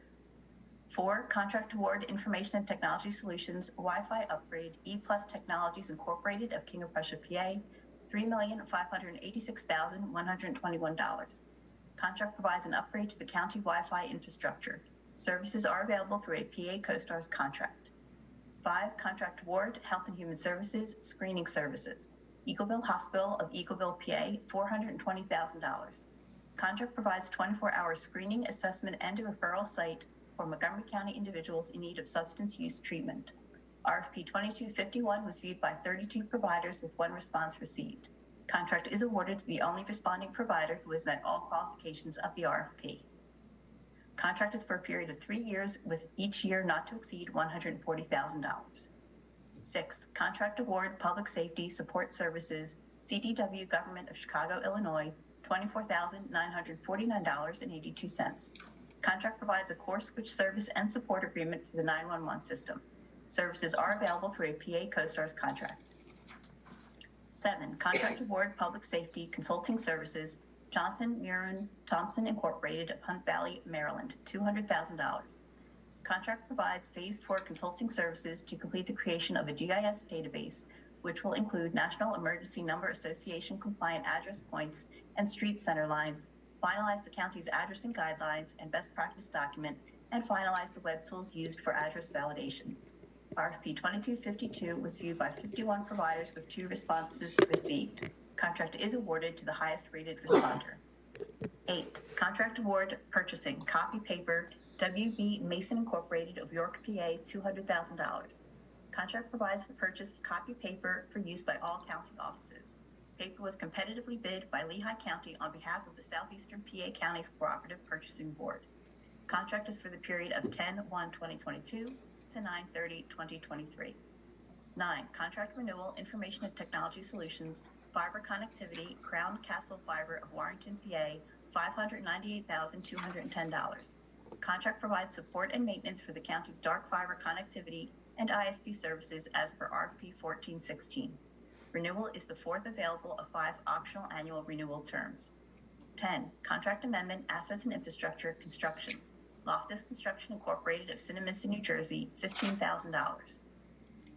Contract provides for the superstructure replacement of Montgomery County Bridge number 77, Plymouth Road over Wissahickon Creek in Lower Gwinnett Township.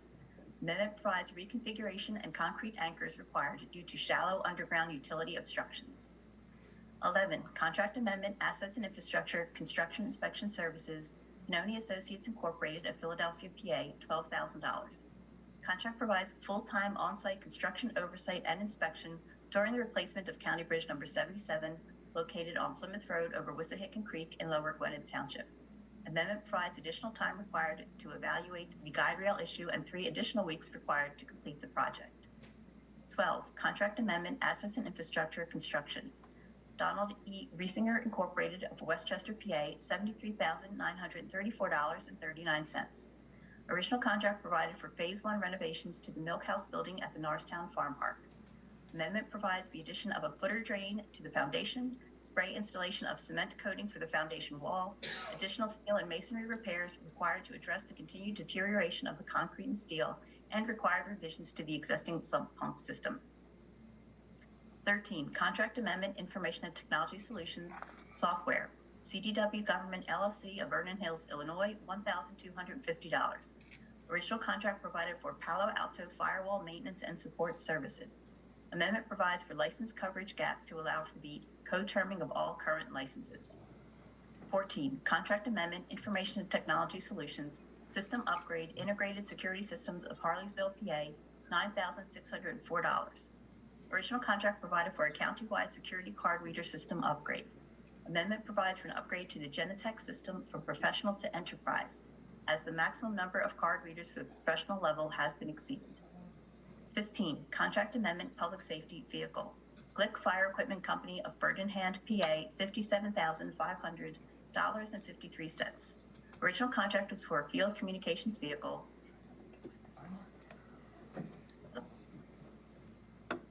Excuse me, just one moment.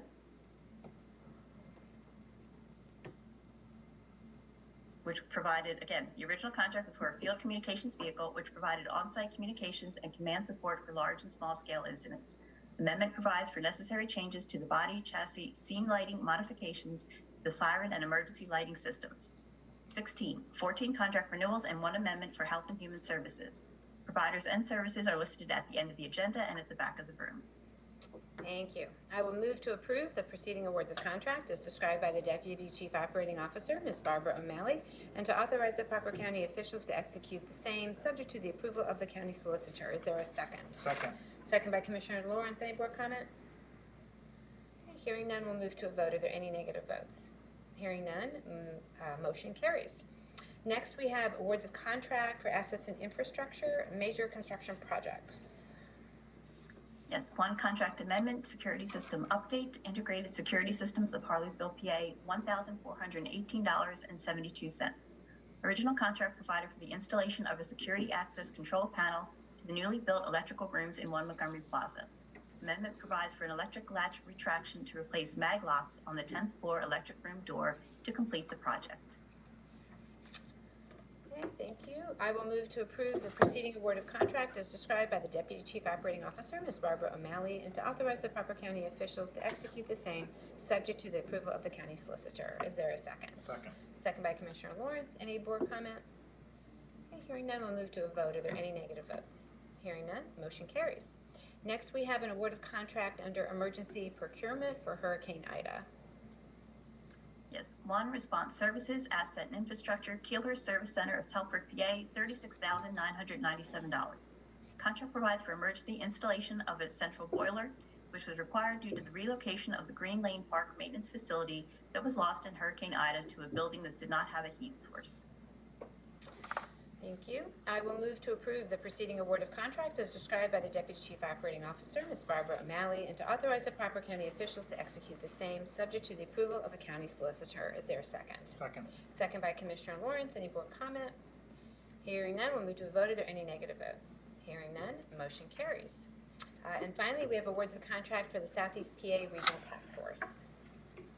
Yes, 1 contract award equipment, CDW Government LLC of Vernon Hills, Illinois, $125,183.96.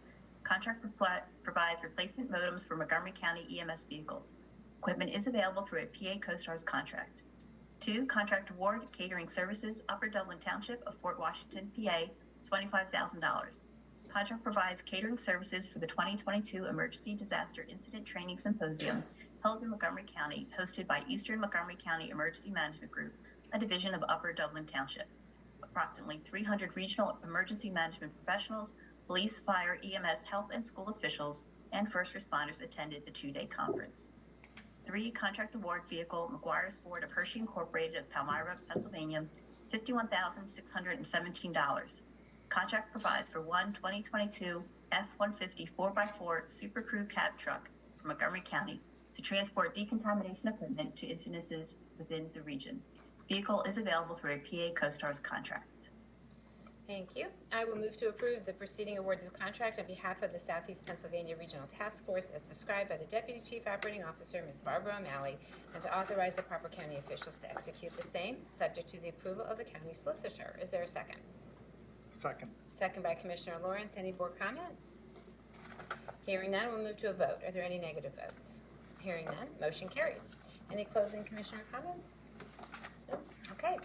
Then I'll announce that we have an election board meeting immediately following this commissioners meeting. And our next Board of Commissioners meeting will be October the 20th, 2022.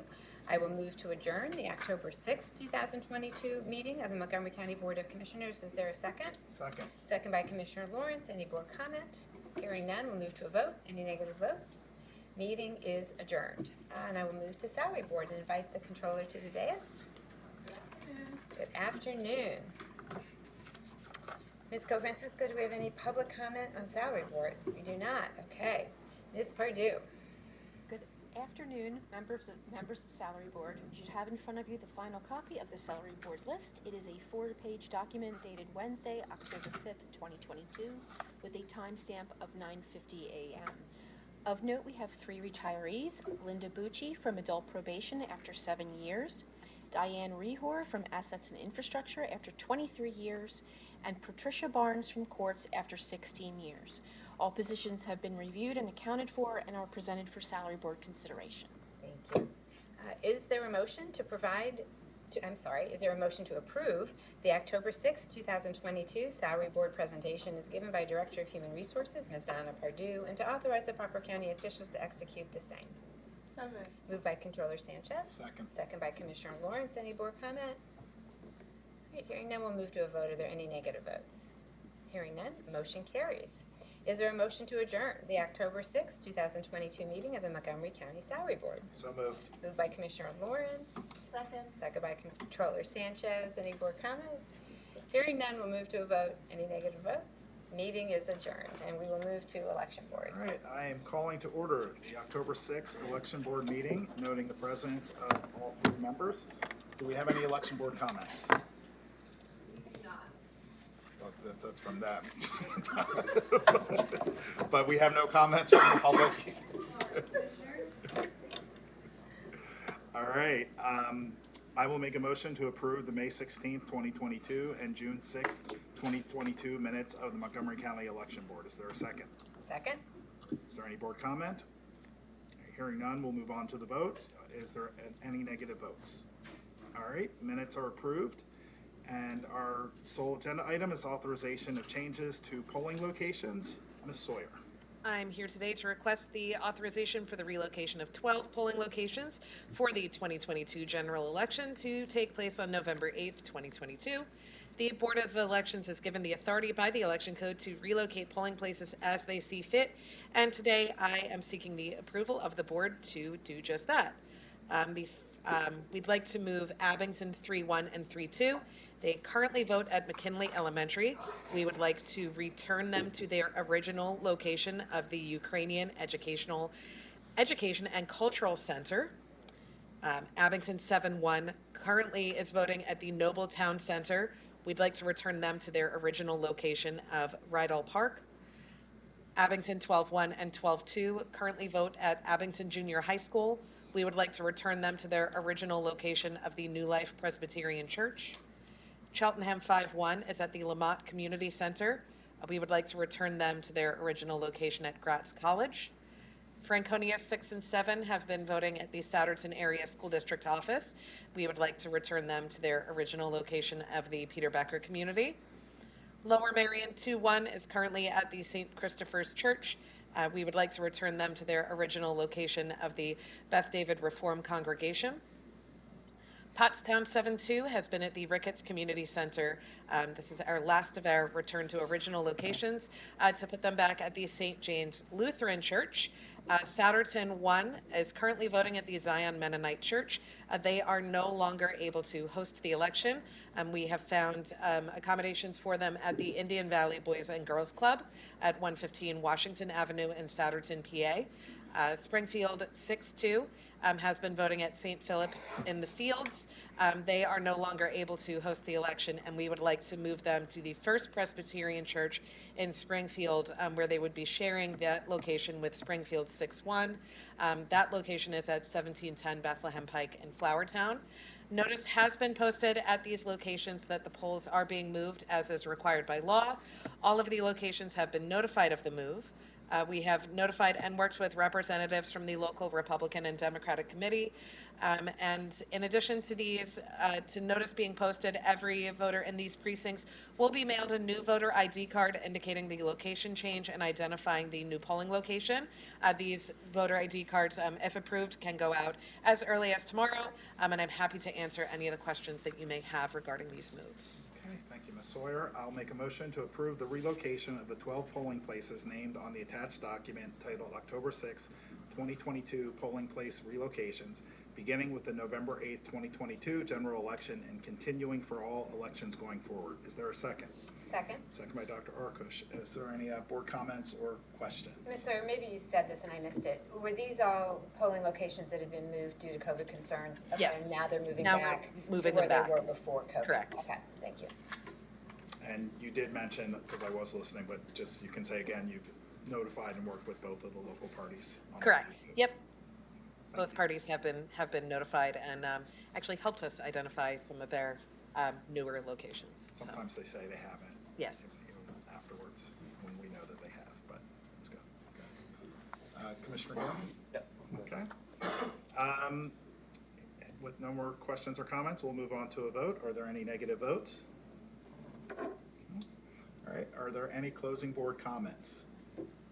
Kelly says no, so we will move on to adjournment. I'll make a motion to adjourn the October 6th, 2022 meeting of the Montgomery County Board of Elections. Is there a second? Second. Any comments, questions? We'll move on to the vote. Any negative votes? Meeting is adjourned.